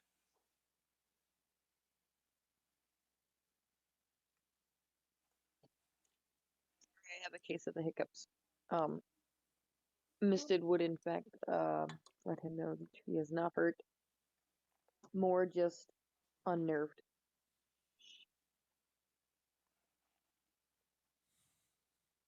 Tyrrell. Tira would pipe in and say, yeah, he's fine. His gaze passes to the rest Also, of the crew.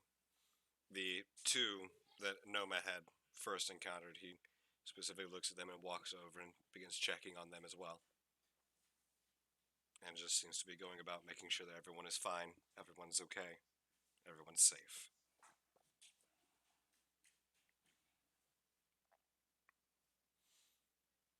So, what would you all like to do?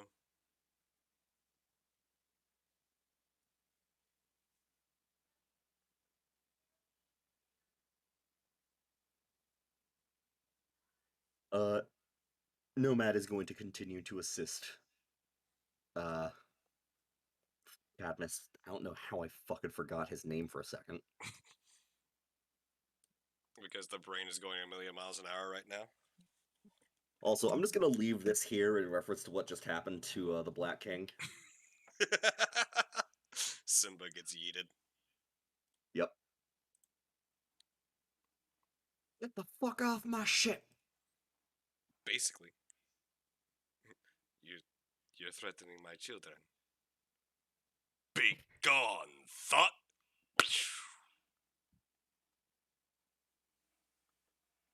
Like a reverse orbital satellite bombardment. Mm.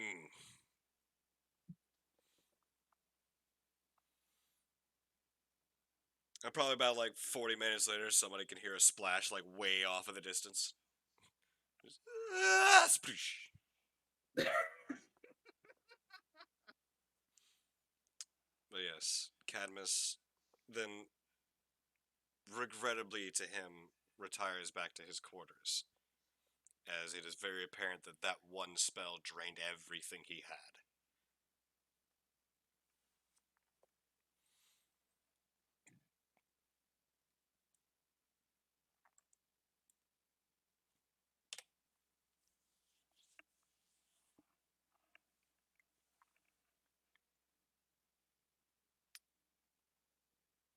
So, what would you like to do? After helping Cadmus get to his room before he closed the door, Nomad would, as an aside, tell Cadmus, I've been thinking on the question you asked. I don't believe power has a purpose on its own, but rather that it's how each individual uses their power that determines its purpose. And I believe, Cadmus, that I like the purpose for which you use your power. He smiles. As do I, Nomad. As do I. And proceeds to then just, not very heavily, but just flops onto his bed and just lays down. Mm-hmm. Nomad would close the door and give him some privacy, and then return to the deck, and basically is making a beeline towards Tyrrell.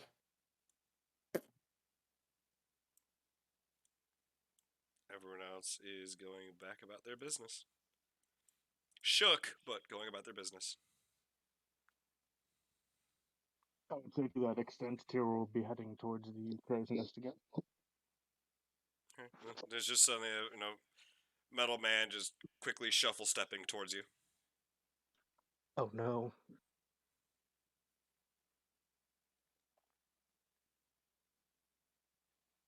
Well, I think my suspicions on what these orbs are capable of has, if not been confirmed, at least the evidence is now stacked in the favor of my theory.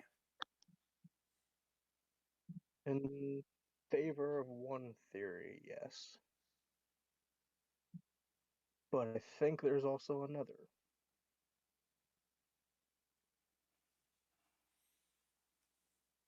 I must think on it for a while before I get into it, but I suspect there is more than one reason for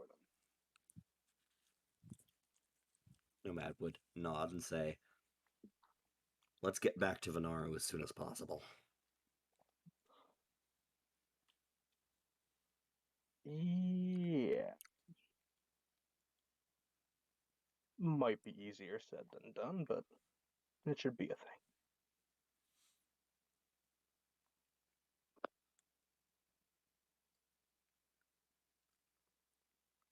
So, a few more minutes pass, and very suddenly from below deck, coming up the stairs, you hear the clank, clank, clank, clank, clank of metal on wood. As still, like, strapping armor on, you see Coster, Faro, and Ella come up the stairs, like, all, like, still putting their gear back on. And, like, it's already over? Nomad is going to turn to see them and say, Cadmus took care of it. If it makes you feel any better, I'm fairly certain he's the only one on the ship who could have done anything.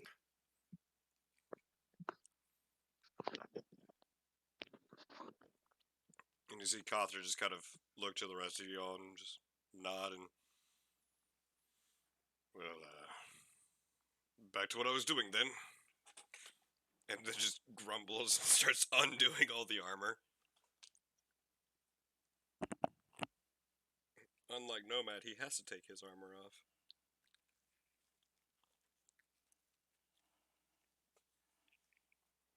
Isn't it great when your armor is a part of you?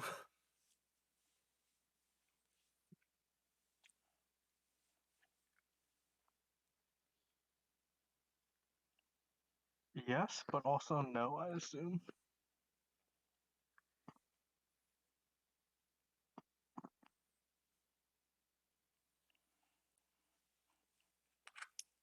So, for future reference, without actually knowing what it does, the sensation you all are feeling is explained by Lin Bai, who is the quartermaster.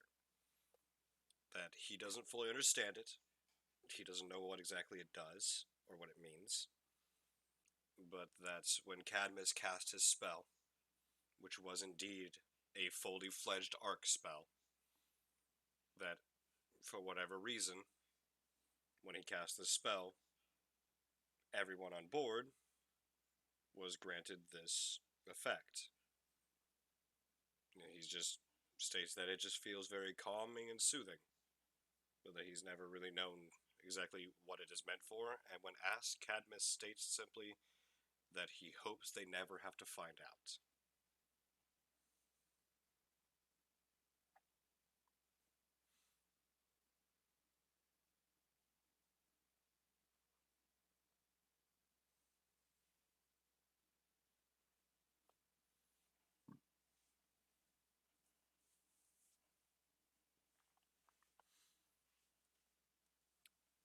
So is there anything else you guys would like to do?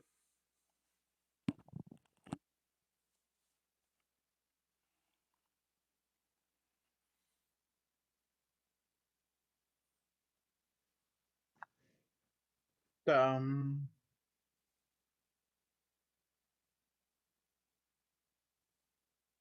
what else is there to do in this moment?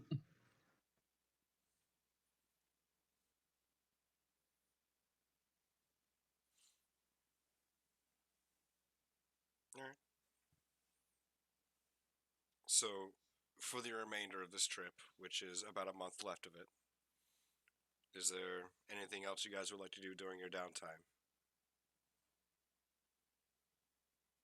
Or anything you would like to address during this last month of travel?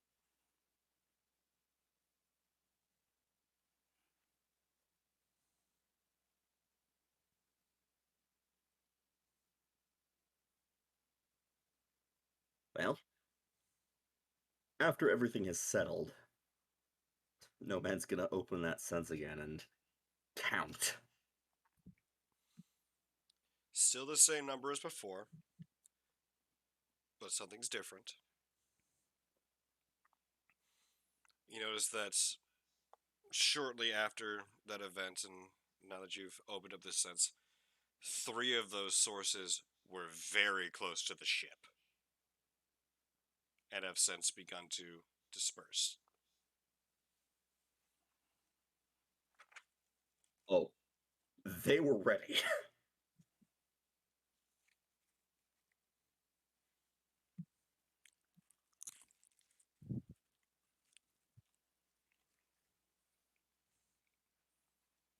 Well, it's a good thing that we didn't get caught in a god tier street fight on the open ocean. Oh, I have a feeling it wouldn't have been on the open ocean for long. No, we would have been there forever. What do you mean? What ocean?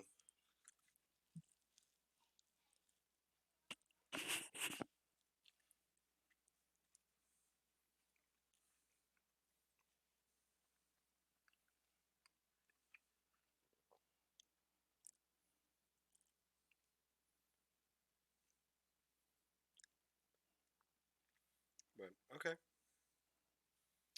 So the next month of this journey passes with very much less that stress. And there are days where it's a bit stormy, a bit weathered, other days where it is calm and peaceful. But on the whole, it is a safe journey from that point on.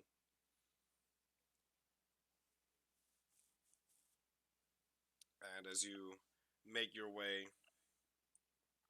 down the coastline, or up the coastline of Vinaru, you see the Amethyst Edge Mountains, where Delvi Ixtum resides along its rocky surface. And then you are greeted by vast fields of green and flowers in full bloom, grains swaying, and you have returned to Vinaru.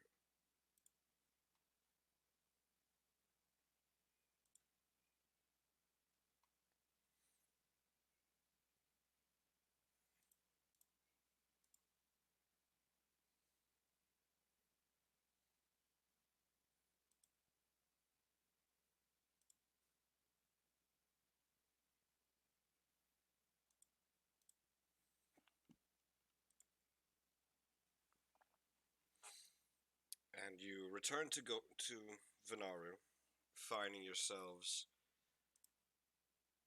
coming to shore,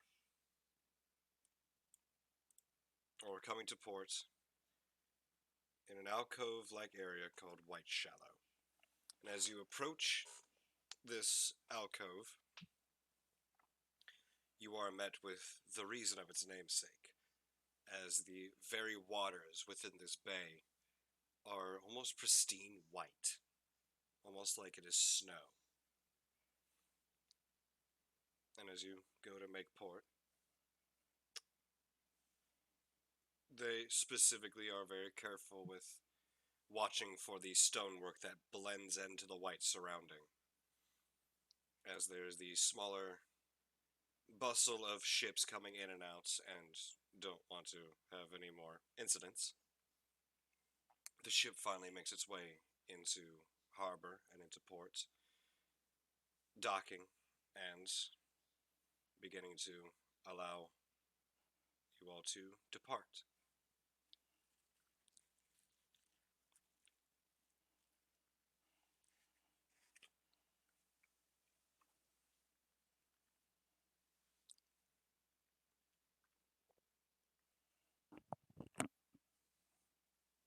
I assume we all gather our things and prepare for disembarkation. Mm.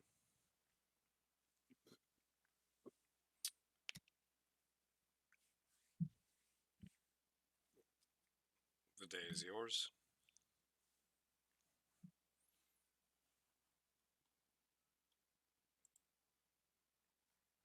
So we touch on in port.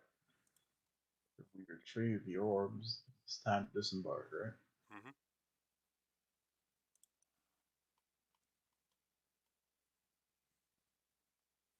Mm-hmm. As we touch down, I'd go to Cadmus about the light drinking orb and say, "Can you hold on to it until I get back?" And I need to go find uh, a suitable container for that. I don't really want to be walking around in town and having to explain to everyone why their lights aren't going out, if there are any. Means nothing. Of course, I break. I will keep it as long as you need. Appreciate that.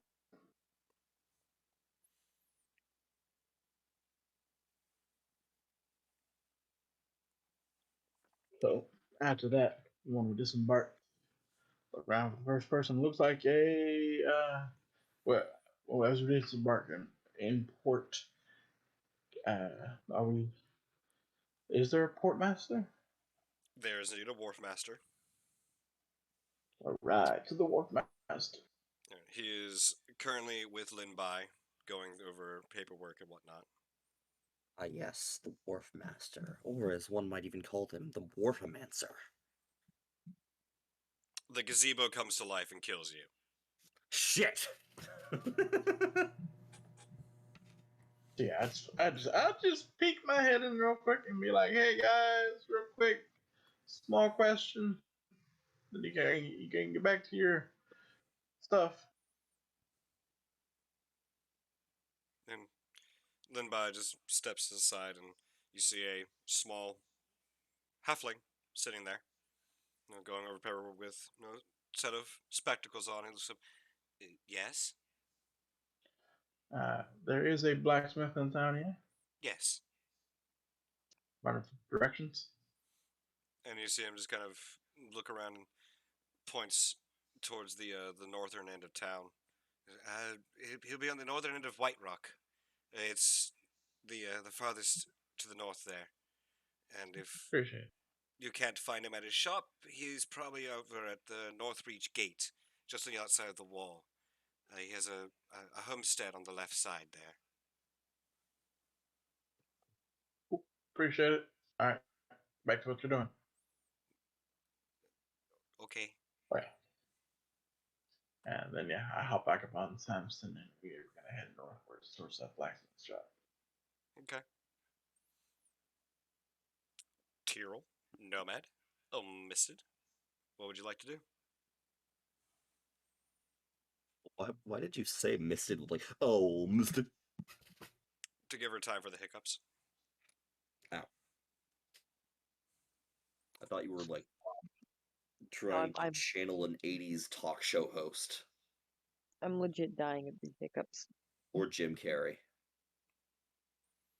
Alrighty then. Like a glove. What would you like to do? Land, sweet land, motherfucker. Anything I want that doesn't involve Rocky, Rocky, Rocky. I mean, there's plenty Love of the Rocky movies. Rockies around you. I mean, correct, but they don't What do you wobble have under. against the Rocky movies? They were great. Oh my god. Misted's gonna go find alcohol now. Yeet. Okay, Jesus. Well, 3 out of 4 members of our party are now alcoholics. Do you know where you're going? I said find. I didn't say that we were headed anywhere in particular. You should know where the fuck you're going.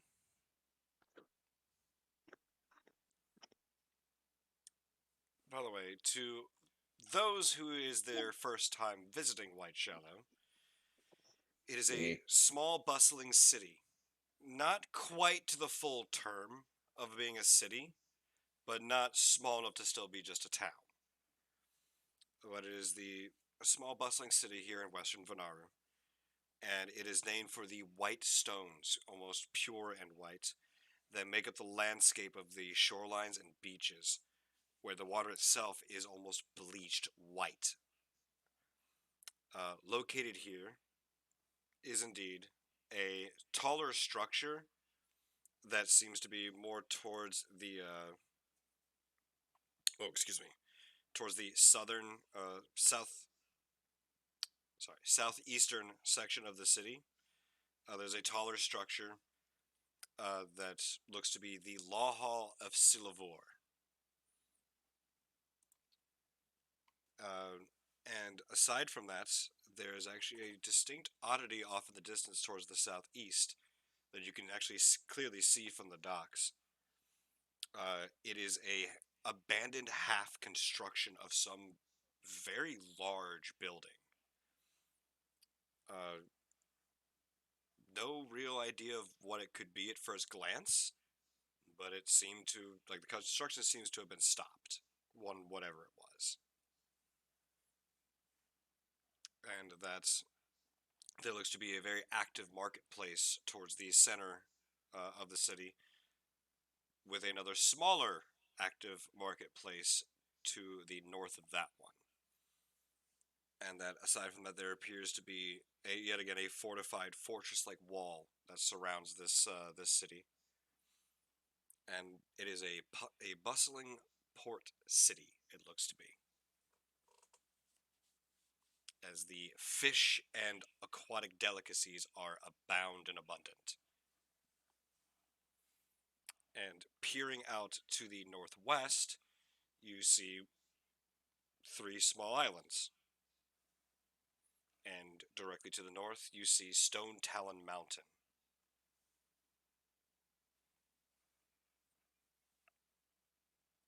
So, Tyrell and Nomad, what would you like to do?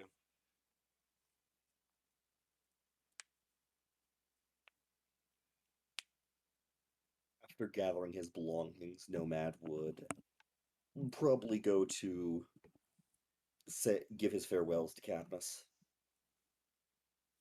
If he happened to see Tyrell while he was heading in that direction, he would offer for Tyrell to join him.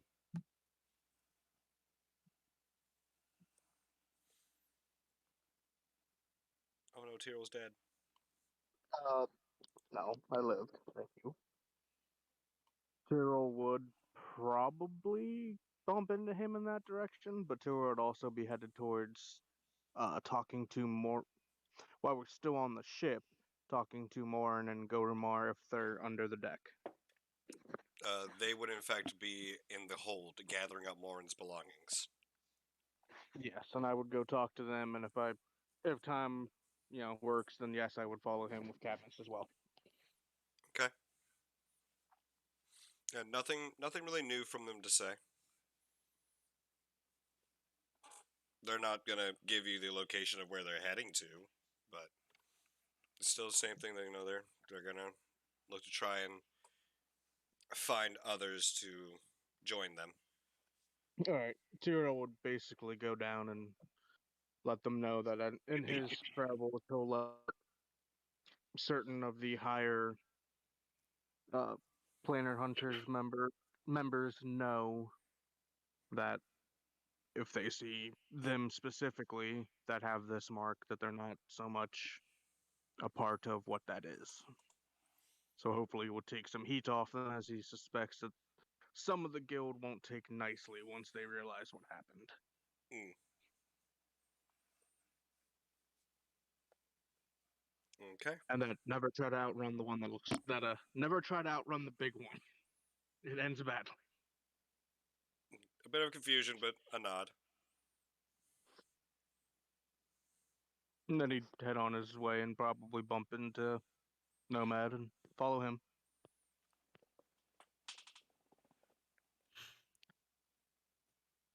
Yeah, you bump into Nomad, and Nomad says, Tyrell, I am going to say farewell to Cadmus.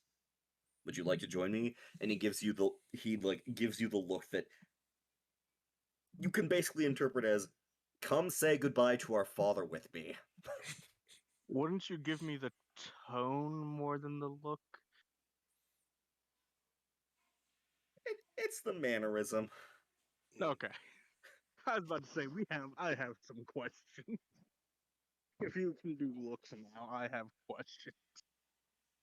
More concerns, actually, I guess. You've gotten used to Nomad's, He sees it without it truly being there.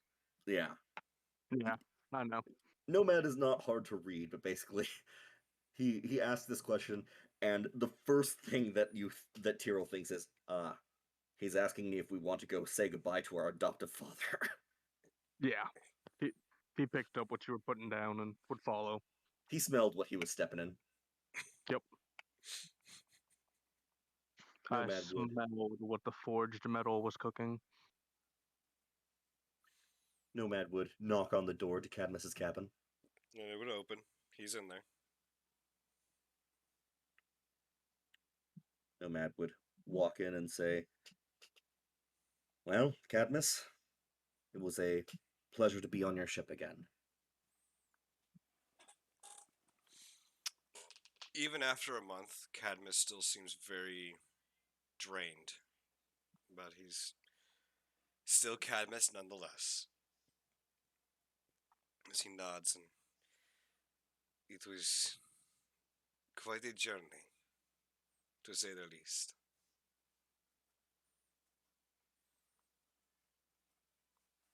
Is Cadmus at his desk? Yes. Nomad would walk over and hold out his hand to shake. Cadmus would reach up and shake Nomad's hand. And Nomad would say, I hope to see you again one day. Sooner, hopefully, rather than later. And he nods. Not to worry. We will always see each other again. One way or another.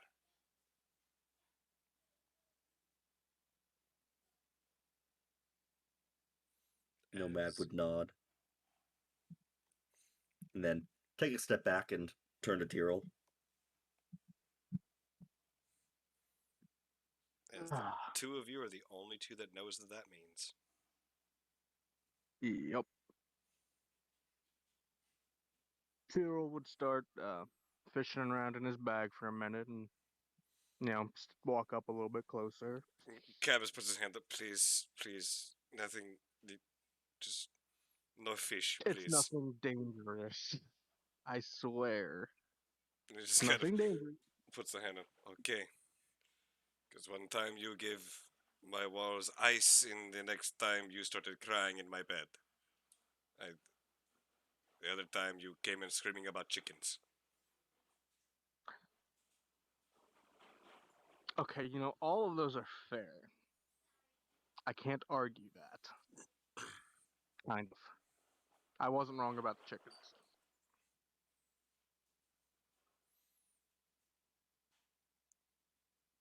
I'll wait to see if he has any sort of rebuttal to that.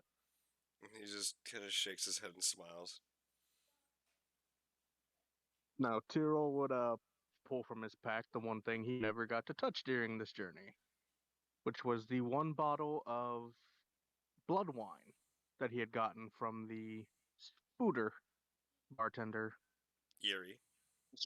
Yeah, the spootender. Okay. I have to find a different name for that. There's one that's got to fit that. And he'd place it on his desk as, a gesture to him and let him know what it is inside of it. Not, so he doesn't think I'm leaving anything dangerous. No, he's fully aware of what blood wine is, remember? Yeah, that's why I'm leaving it. Yeah. I'm just making sure he realizes that's what's in the bottle and not some random liquid I found. Hey, this came out of me. What is it? I found this on the ground. And he nods and accepts it. Daryl would nod to him and say, "This makes twice now." But on the road, hopefully, we have no issues. And it should be alright.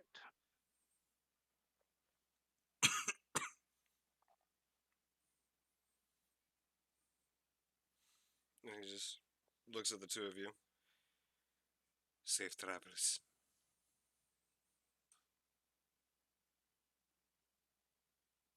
Nomad I'm would. sure. Nope. Don't know, Sinbad's dying. Oh, God. Tyrell, our father. What else is new? Quick. I think fire is what saves it. I think. I got my cure right here. Is it alcohol? It's alcohol. Ah, much better.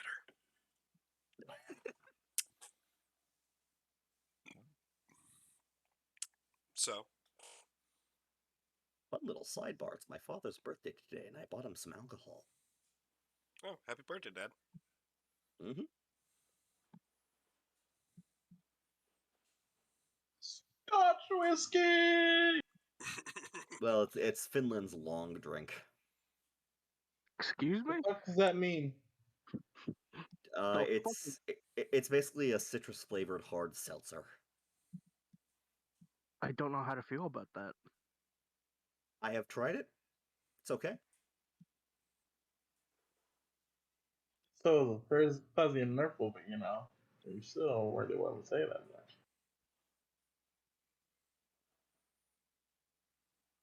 I mean, it's for people who like seltzer water and alcohol and citrus, I suppose.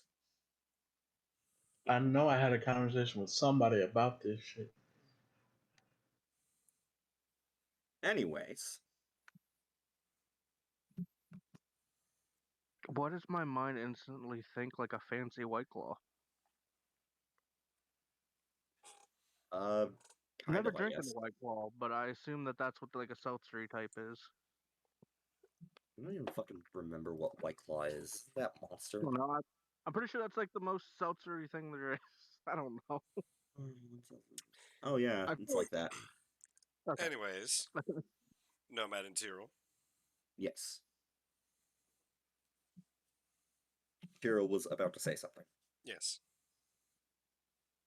Yes, before we went on a tangent of alcohol and seltzers and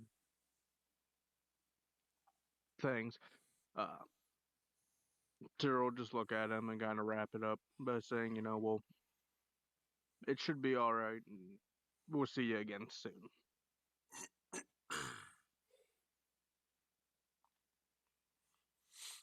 And as the two of you turn to leave, you hear Camus, one more moment. And you hear the sound of a drawer rustling.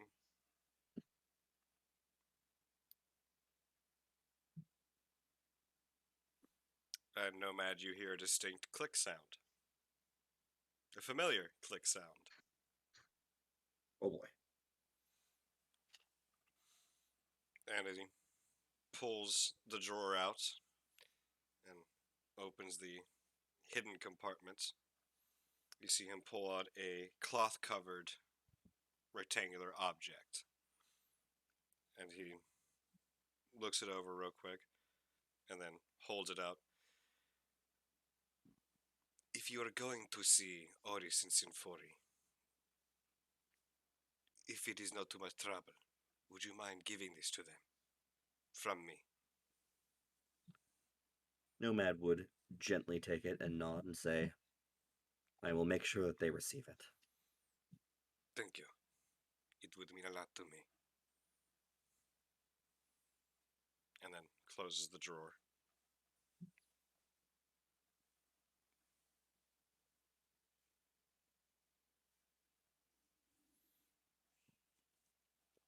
So it is currently about 6 o'clock in the afternoon. What day is it? Today is the 28th of Nildos. Okay. Just making sure that you did the math tax. Nildos, the 28th of Goldbind. And you are in the season of Aurelidia. It is the 45th year.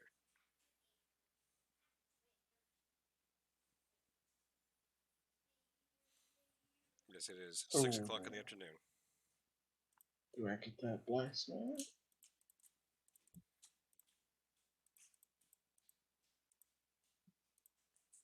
Would you like to go to the blacksmith? Yeah, remember because I said I was going to go to the blacksmith. I just wondering if I can. Yeah. The blacksmith is actually in his shop. It's pretty easy to find. While this city is, a bit smaller than what a typical city would be, the buildings are pretty well spaced out enough that you can hear the sound of the metal being struck, and you can also see the smoke and heat coming out of this one particular building, and looks to be it's a rather large building, but it's a very open space, so it's kind of hard to miss, and pretty sure that this is the blacksmith.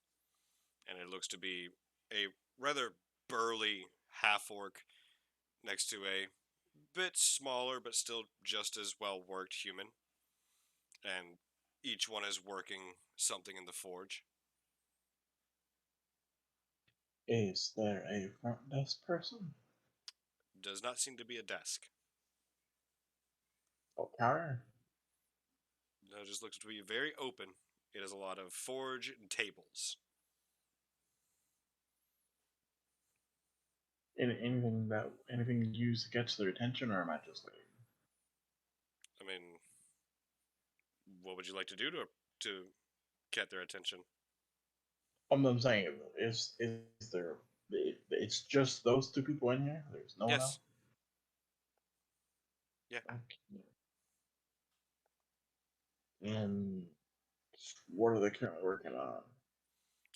One of them looks to be working on looks to be some kind of shield, perhaps.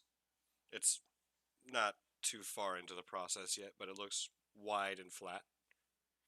And the other one looks to be quenching a blade of some kind.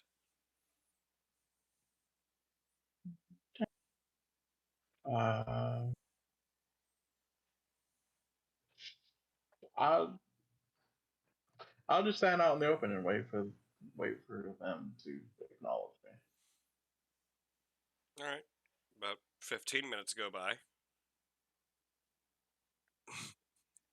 and they're still just hard at work. They just don't seem to. They don't seem to look too far away from their work.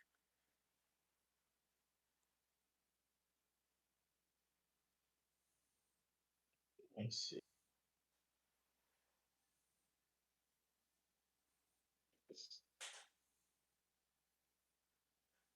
I mean, one guy was quenching a blade, right? Mm-hmm. There's not too much there, so but I guess if I'm gonna, he quenches the blade, and it's like in the process of reheating it or something like that. Mm-hmm. I'd interrupt him All right. So you with walk up. minor illusion. Draina are pointing straight back at me. Okay. Mm. The human would be the one that looks up, and he just looks over and just looks at you and almost expectantly. I need a lead line box. And you see him just kind of, you know, nudge over onto the half orc, and he just stops mid swing. And, hmm? And it was, what was that?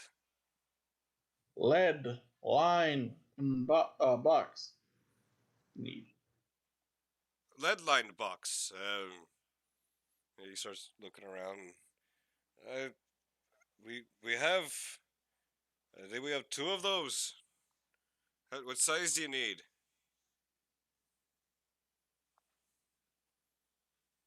I give him an approximation of how big the orb is. Because I know the orb was supposed to be. The orb is, what?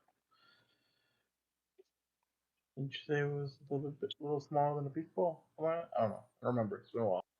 Yeah, it's a little bit smaller than a volleyball. Yeah, what was smaller? So yeah, I give him an estimation about that big. Yeah, it's about 6 to 7 inches, if that.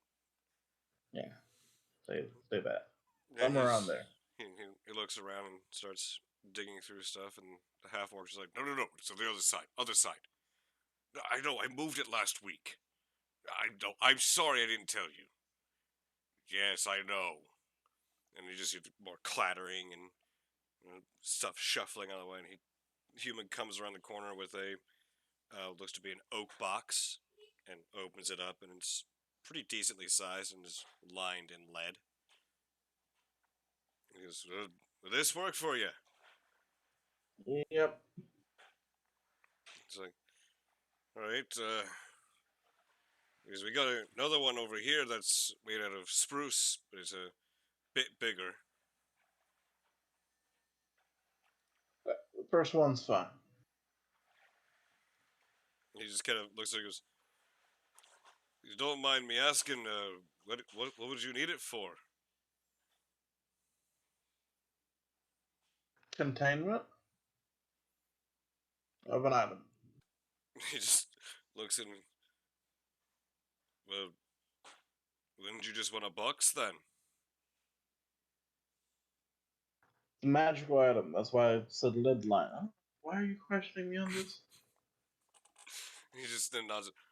Okay, and then sets it down. And it's that there is 76 gold. Hold up. What now? 76 gold for a deadline buck? Yeah.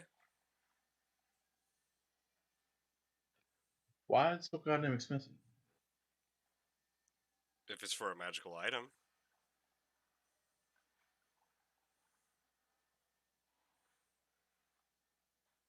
What the fuck does that mean if it's for a match? That's his reasoning. I never said he was an honest salesman. I didn't say. Shut up, DM. Okay.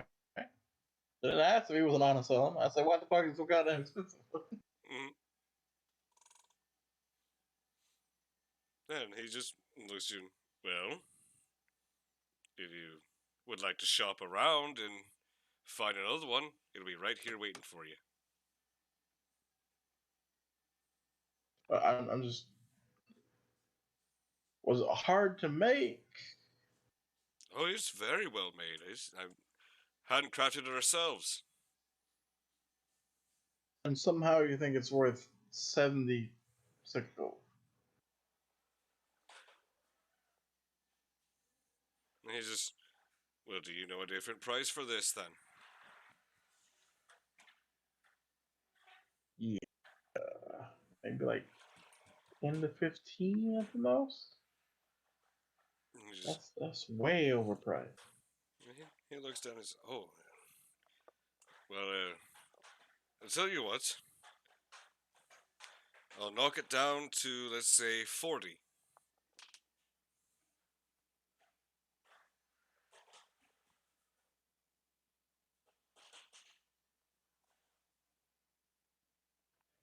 Just like a bit of hand rubbing my chin.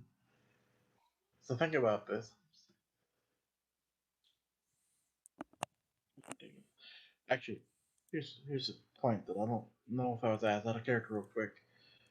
After pilfering gold and silver from the sarcophagus, did we split that up at one point ever? No one ever brought it up. I know it was talked about. I don't believe we did. Yeah, no one ever thought about or talked about splitting it. I mean, I literally said that we felt like, or you want to split it, we can split it. But all right, Who I'll be knows? back maybe to purchase this at 40. I He need just to. smiles and nods. And it'll be right here waiting, unless I get a better offer. Yeah, I mean, that would be a severe coincidence if there was another person to come within the next day that needs exactly this lead line block.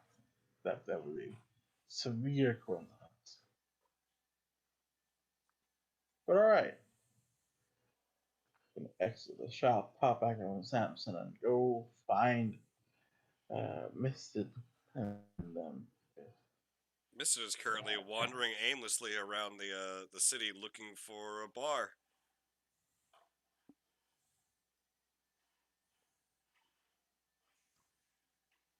lucky for me, I've got a Samson track Misted because he's a dog.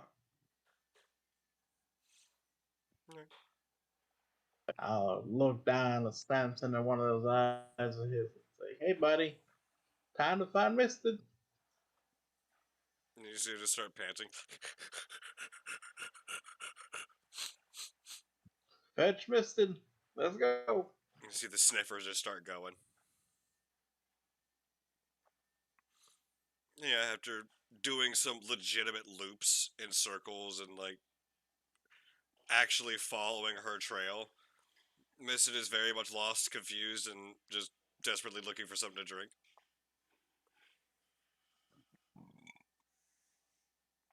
And has made her way to looks to be a market stand where the individual there is selling alcohol. And you find her in the marketplace. Hey, Misted.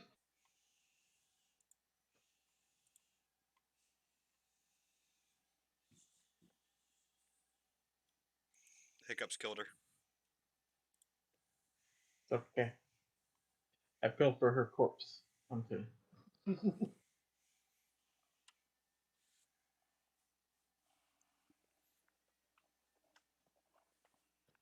Oh no, I think she actually might be dead.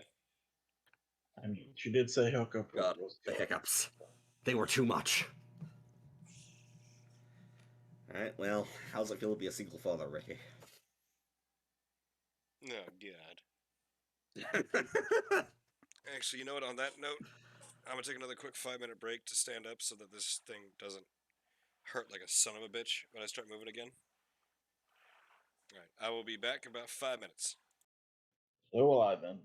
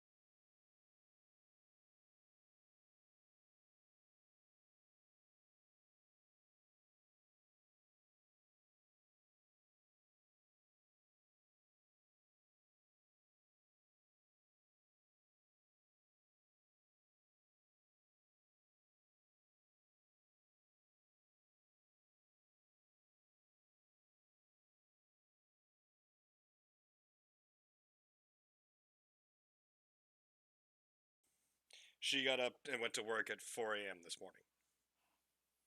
Understandable. Do we want to call it for the day? She's here. You guys got probably about another 20, 30 minutes, if you would like. Okay. Give me the money, woman. I'm kidding. Albert would never come up and say this like that. Bitch, I ain't got no money. I'm broke. Fuck you mean, bro? We literally like a month ago got onto a ship with a bunch of loot. Where did you put it? In my primordial pouch. So, while this is going on, the revelation is that it is 17 gold and 22 silver that was retrieved from the sarcophagus. Oh, but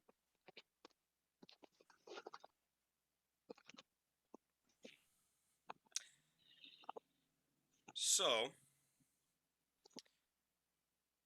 that is entirely what was gathered.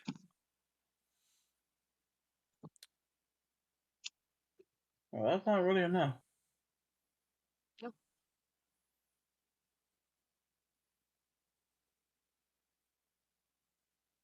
Did the Alright. haggling involve? Did the haggling involve any persuasion checks? No.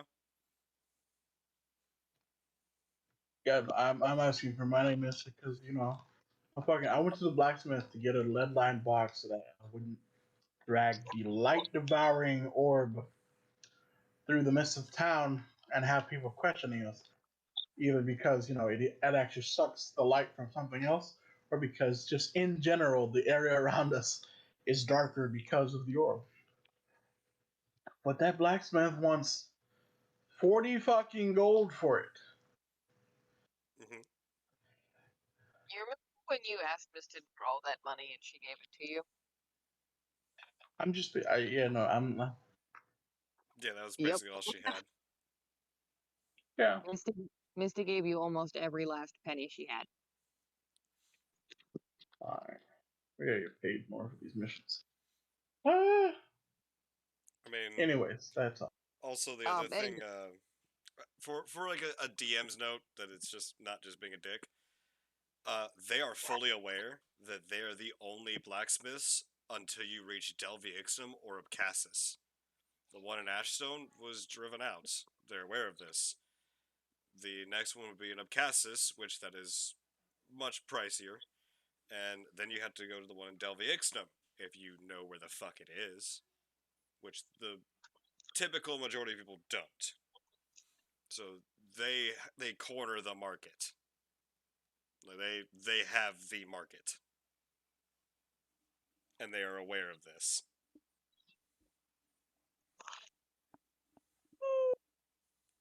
whew, So yes, they are cornering the market on this and setting the price to whatever they choose because they know they can get away with it.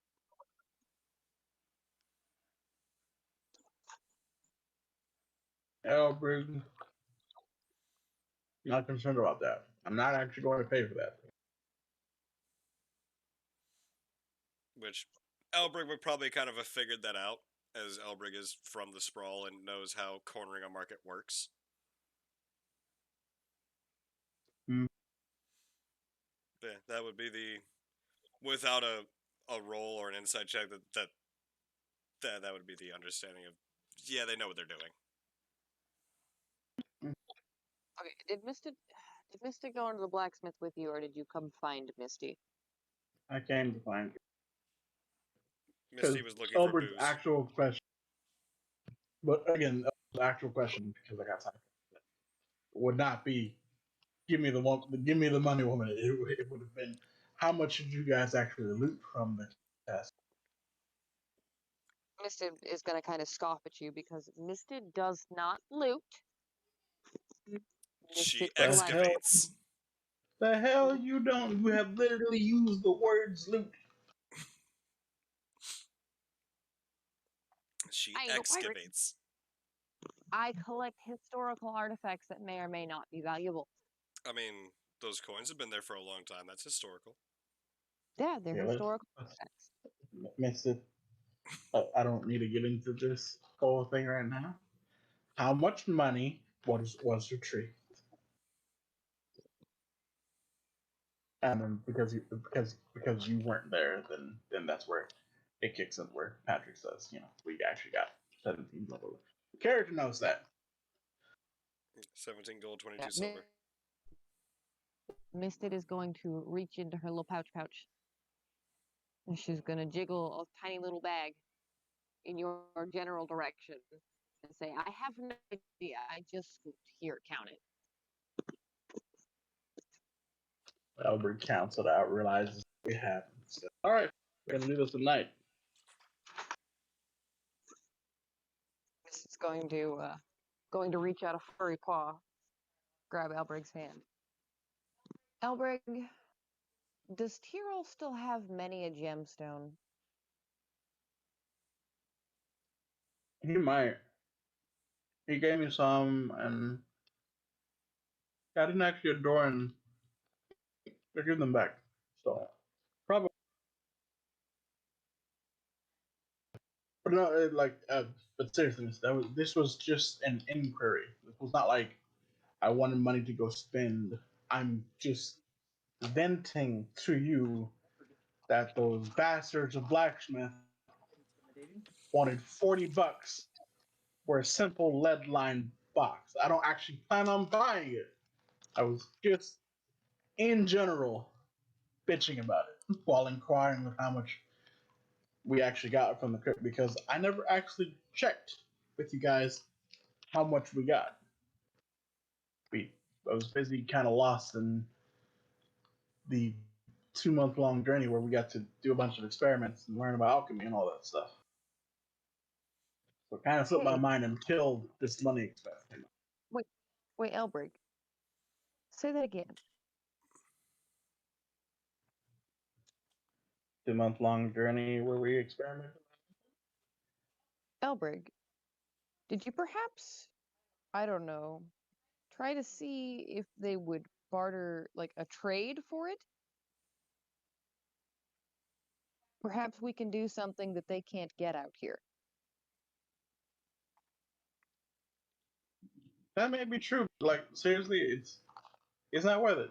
At what? That's way overpriced. Okay. I mean, like I'm not doing it because I was.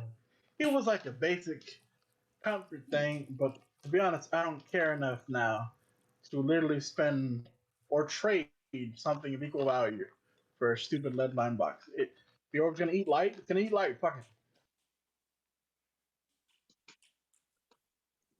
Be okay. Yeah, no. No one's fucking screwing me over because they cornered the market. And you both eat a dick. Had enough of this shit on the sprawl. I'm doing this. I mean, if they can make extra money, they're gonna do it. Oh, fuck them. Pirates traded better.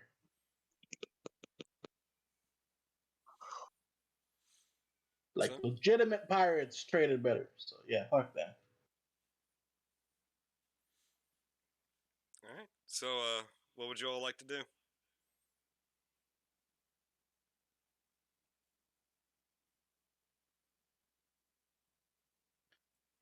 What was we do? Actually, now that I'm here with Miss, what were you doing as I found you? As I have found you. I was searching for a pipe. And you found one in a market square where a dude's just at a stall selling ale. And I'm trying to find the bottom of it. Oh, okay. I wasn't sure if you just like stopped for a drink or if that was your main objective. Oh, That was her entire that objective. yeah, that was Mrs. main objective. She has been on the watch at her for far too long. Okay. Her next stop is to figure out where we're staying for the night because Mr. desperately needs a bath. Well, there's plenty of water. How dare you? All right. That's perfectly. Like I legitimately just concerned about that lead box, but now I don't give a shit anymore. So.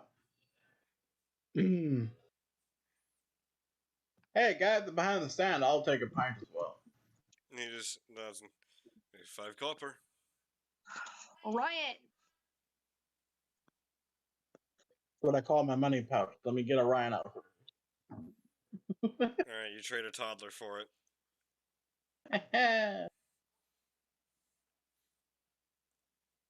You trade a toddler for the drink, and the barkeep drinks the drink and then takes the toddler. Yeah. Yeah, it's just 5 copper.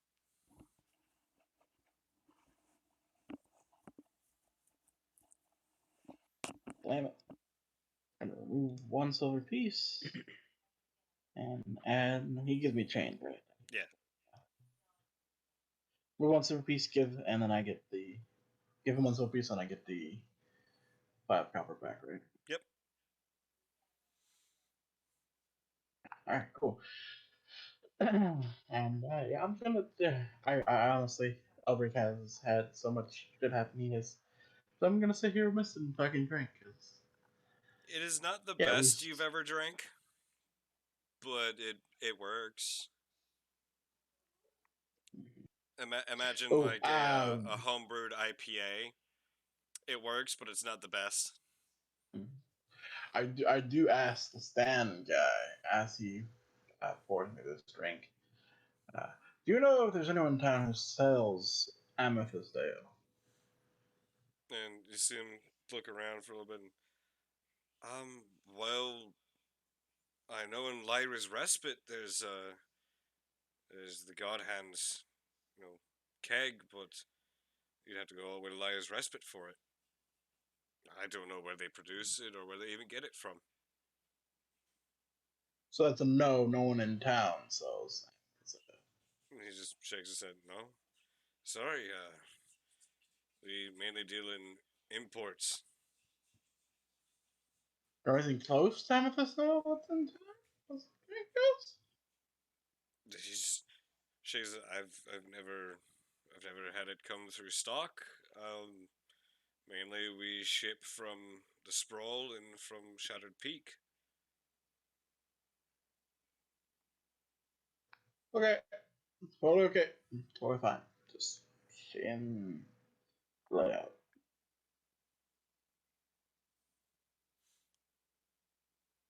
And the individual that's actually behind this stall, the barkeep of this particular stall, looks about how he sounds. Uh, he seems a bit younger and a bit absent. Like he's there, but he's not all there.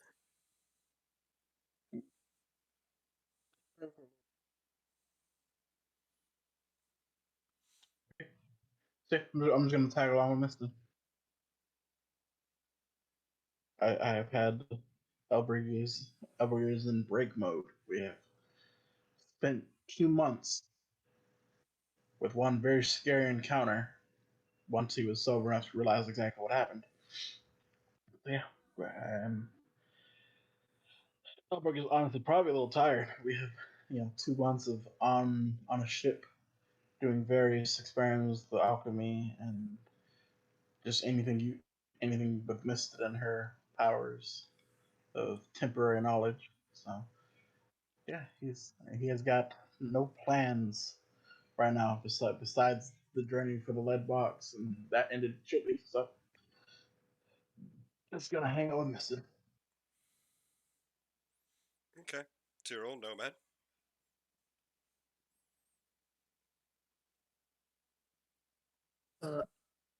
I think after coming ashore, since it is, the evening, Nomad would be looking around for a tavern or inn.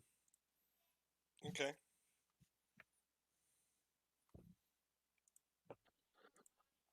Uh, as you are completely new to this area, go ahead and roll a perception check. 8. It takes you the better part of like an hour or two, but eventually you are able to collect enough information and direction that someone sends you off towards the southeast of the city to to an inn. No tavern for it, but there is an inn. The tavern inn combinations are completely filled up, as they usually are, as this is very much a port town or port city. Mm-hmm. But yeah, directs you to an inn that is on the southeastern section of town. That's was part of the joint building of the construction site that you saw coming in that was unfinished, which was the Sapphire's Rest.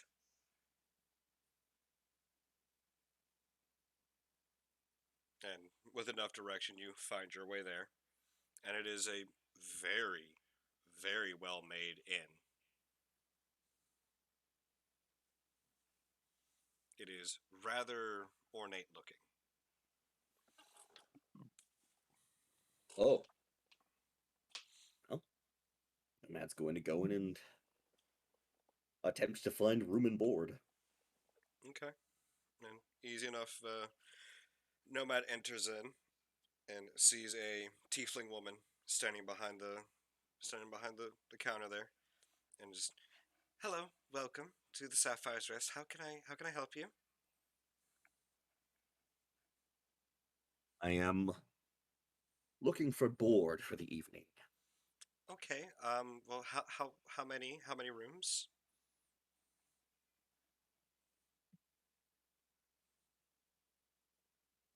2. Did you thinks on it? Okay. And how many occupants? 4. Did you try flipping through the book? Okay. Yes, we have 2 rooms available like that. Yes. That'll be 4 gold a piece for the rooms. So 8 total. 8 total. Nomad will pay up. Okay. And she, pockets it away and gets everything set up, and she begins jingling some stuff around and pulls out what looks to be strips of metal with a emblem engraved into it. And these two are completely different from each other. And she goes, this one will be on the 2nd floor, 3rd one on the left, and this one is going to be second floor, 5th one on the right. Enjoy your stay. Nomad would nod and say, thank you. And then would go find a table to sit down at and wait for his compatriots to come. Okay. I would assume Tyrell would be with Nomad.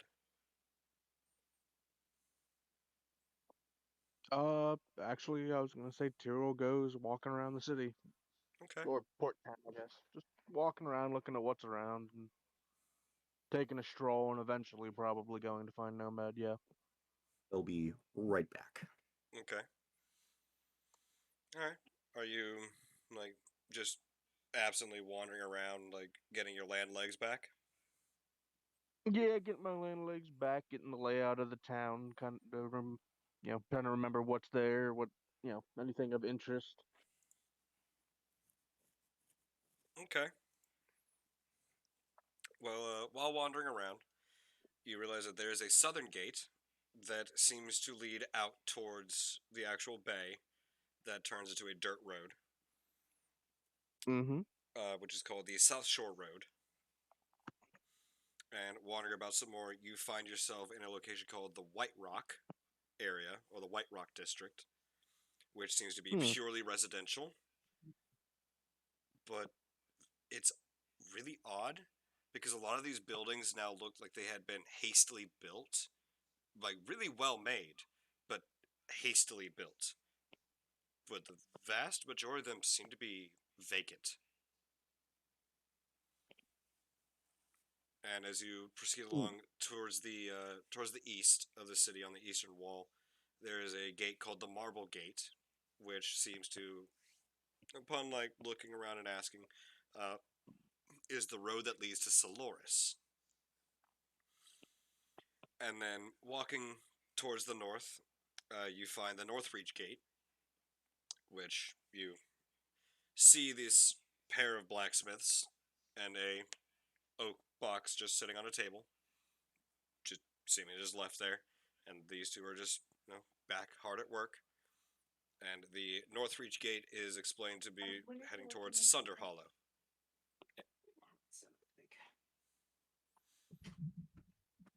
I'm back. Welcome back. And while investigating and kind of like wandering about the town or the city, you learn that the reason why most of these homes, these residential buildings, are vacant is partly due to the construction of the large building that never got finished. That you learn was originally supposed to be a new sapphire citadel, but that actual construction of it was halted and stopped for reasons that the townspeople don't seem to know. Like they don't know why it ever got stopped because they made it this far. Like why stop now? But that's they're in the works of repurposing it to become a temple of Etzia.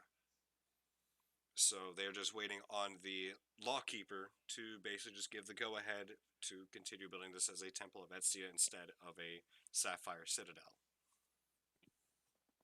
And that the majority of the residential houses were built to house the members of what would become this new sapphire citadel. But that it never came to pass. So now there's just a lot of very nice vacant houses. Hmm. And who did you say they were building it for? They're trying to change it into, not the Sapphire Citadel, but the. The temple. It's a temple of Etzia, or Etztia. It is the medicinal healers. Basically, think of free healthcare. Canada. Yeah, so they do actual like medicinal healing, like for wounds, sickness, illness, etc.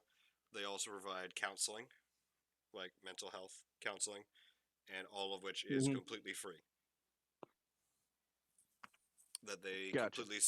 completely exist off of the pocket of the government, so of the triarchy, in this sense. But that they are a global establishment that functions this way.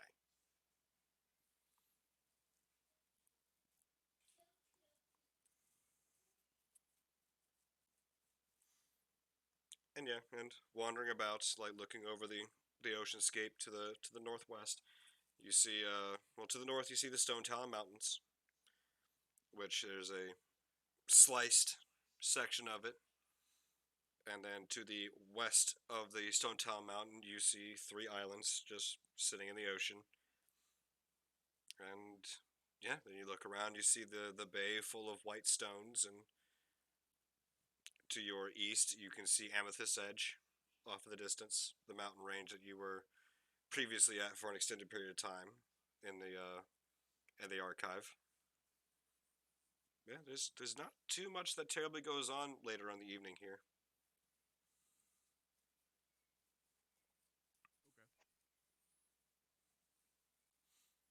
As the night seems to creep in, though, you do see that down to the two sides or the two corners of the bay, that there look to be two lighthouses that are coming to life as the night grows in.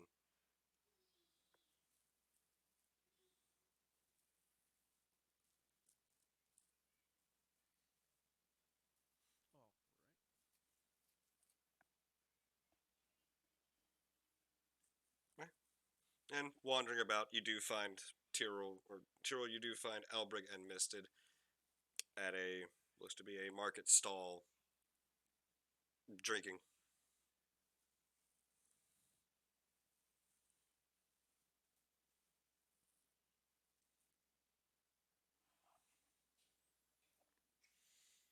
In my travels, would I get a gather of like what the taverns are and where the housing is? You sound a bit distant.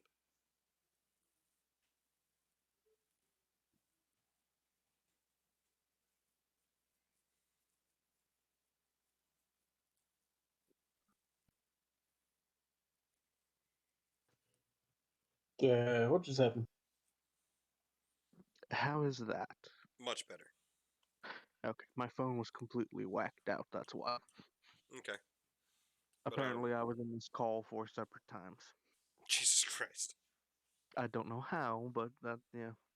Would I've gotten a good understanding of like the taverns that are around and the uh, places to stay? Yeah, same thing as Nomad, as you're wandering about and like asking about. All the taverns slash inns, the combinations are pretty well full of sailors and whatnot. As you just brought 54 or 48 or however many people just brought them back to shore here. So the rooms got filled up very quickly.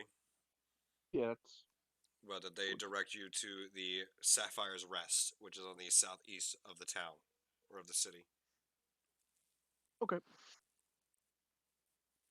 as it is typically too expensive for the general populace. Gotcha. It was meant to serve mages. Hmm.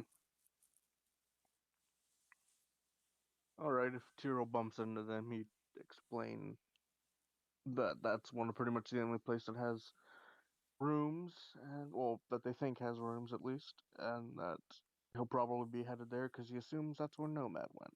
Okay. Yeah, you'd bump into Elbrig and Misted drinking.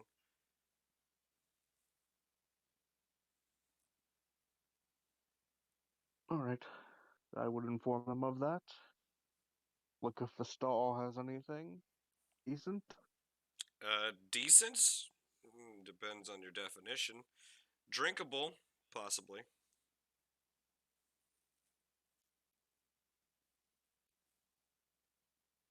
All right,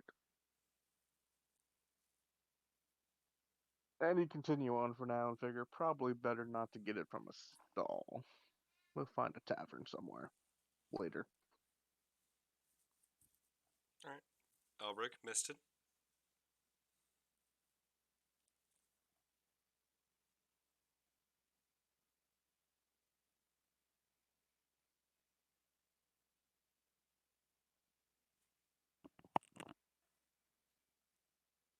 I think the zombies finally got them. No, I was dealing with Buggy. Oh, Um, yeah, I mean, the Misfits basically just gonna, yeah, it is what it is, Tiro. We're gonna have to figure it out. um, okay. Oh, he's just leading you guys to, or offering to lead you guys along to where Nomad probably is. You, yeah, that's probably a good idea.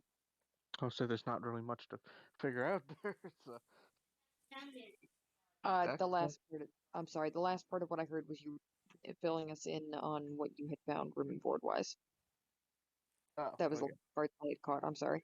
No, you're good. Alright. Elbrig? Mm-hmm. What would you like to do?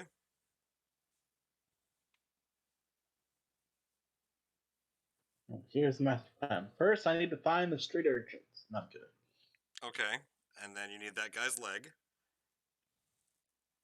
Yep, and that Get guy's out of leg. here, raccoon. Why? Don't ask questions. That guy's leg. Because it was fun. Really, Rocket? Yes. Holy shit, I didn't think you'd actually do it. Ah, Oh, this is cool. so that man's leg. No good fucking use. But yeah, Tyrell is offering to escort you both to where the Sapphire's Rest is. I asked how fancy Sapphire's Rest is. Because that seems very fancy. Sounds expensive. Yeah.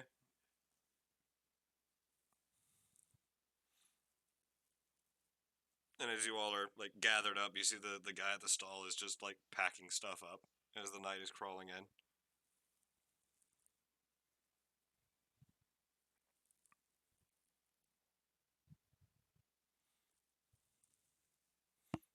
Uh,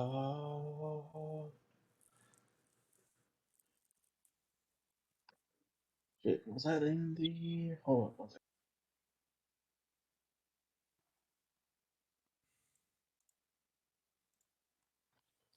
Minutes.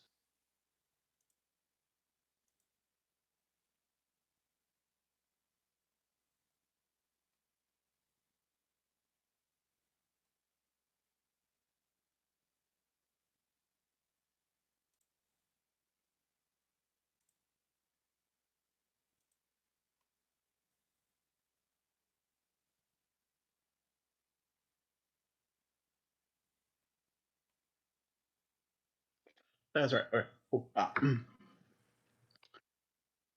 Uh,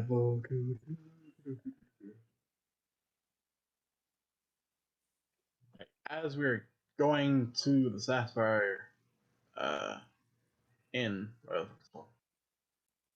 I would look to talk to Mrs. Intero who are here and say, when like the plan is to go to Delvixum and talk to the King Queen about the orbs, right? Yeah. Like after that, do you guys mind if we go to Timberfall?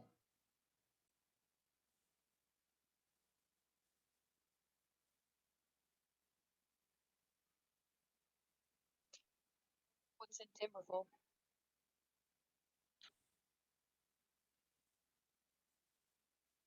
An archdruid.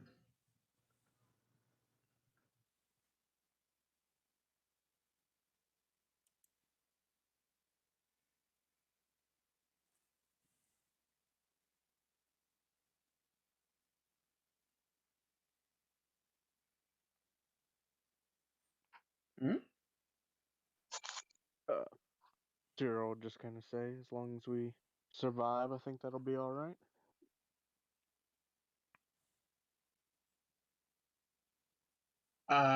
What do you mean as long as you survive?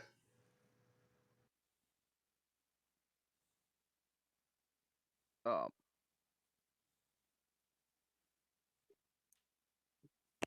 how inebriated does Elbrick seem? I'm actually not that drunk yet. Not very. It Okay. it was okay stuff, but it wasn't gonna. Nah. It was the cheap shit. Okay. Uh, Zero's just gonna kind of look at him and say, "You know, we have to get the orbs there first, right? And after our encounter, it seems like we're not exactly hidden."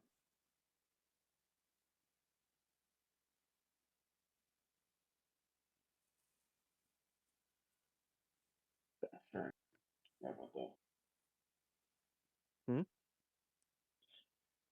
How much money do you still have, Terrell?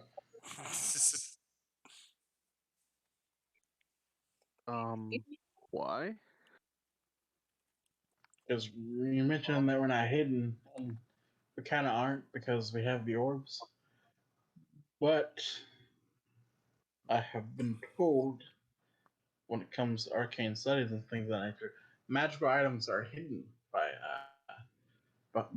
behind certain materials, like a lead-lined box. So, you how know, much money do you still got? like the one Cadmus has. You know, Mister's gonna kind of scritch her chin with her big floopy paw. You know, I I actually think I can hide something from people's ability to see us magically. What? I I think I can do that. With what? How? Hmm? I, Albert, I think I have a spell for that. Well, if this is the case, then we don't have to worry about a box. Oh no, I don't think it'll protect other people from the orbs. I just think it'll hide the orbs. All we need to do is hide them.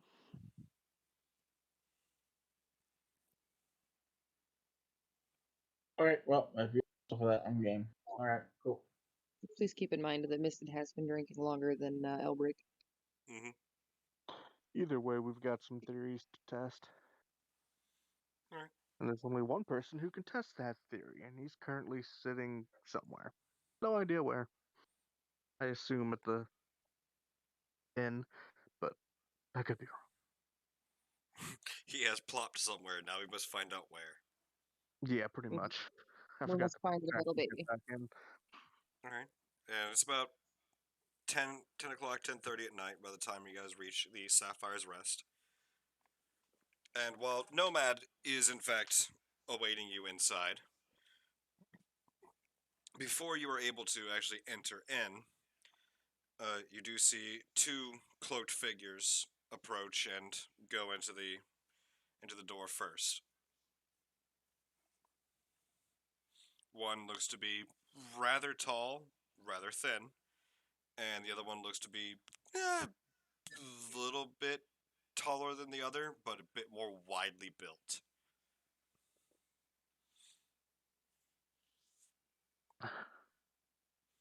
Terrell looks them over. Do they seem familiar? Not to you. Okay.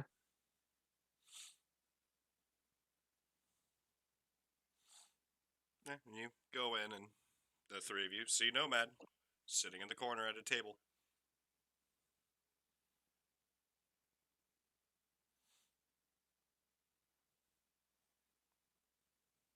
I'd lead him over and talk to Nomad and just kind of ask. I assume you've already done the purchasing of room and board? Nomad holds up the two plates and says, "Which one do you want?" Plates. What Nomad holds up are two thin metal plates, which both have a certain symbol etched, both different. I see. But what I does it mean? assume they operate as a door type thing. I would assume so. Well, I think we know the usual splitting of how this goes, so shall we follow through with that? Nomad would nod, and assuming that nobody reaches to grab one of the plates, would just pick one at random and hand it over to Misted. Kitty cat gets a shiny plate. Nomad, do you stand Yes, up? I suppose Nomad does. Okay. As you stand up, you hear the familiar greeting of the "Hello, welcome to the Sapphire's Rest. How can I help you?" Followed by a very, very familiar voice. Um, room for two. Just one room, please. Followed by, I guess.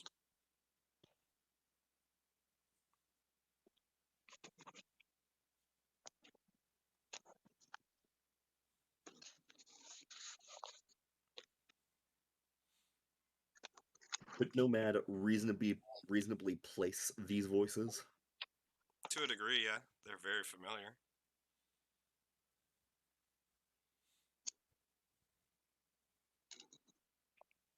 Do I need to ask any more, or can I just assume that Nomad places them? Because, I mean, I know. I mean,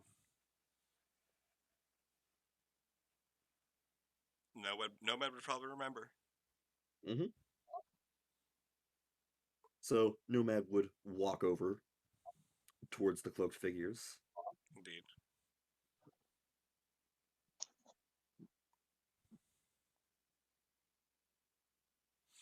And as you see Nomad kind of stand up and go to turn, just stops, listens, and then gets that strange look on his face again.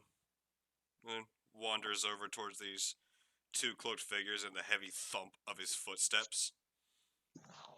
And in just a really unusually fast blur of movement, the larger of the two cloaked figures whips around, and suddenly there is a glowing glaive placed towards Nomad's neck.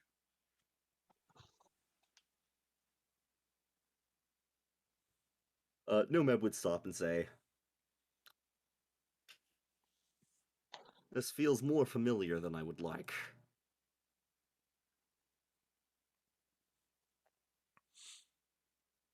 And you see the other taller, more slender figure just reach over and tap. Eartham, it's Nomad. It's okay. We're friends. And you see the individual lower the glaive. It looks to be a rather beefy orc-looking fella. And the figure next to him pulls their hood back to reveal a drow with red scales lining the sides of her skin.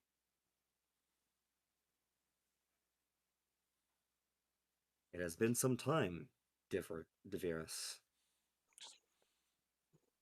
Glad that you've made it, Nomad. And her eyes pan to the rest of you. And you've made friends. That's wonderful.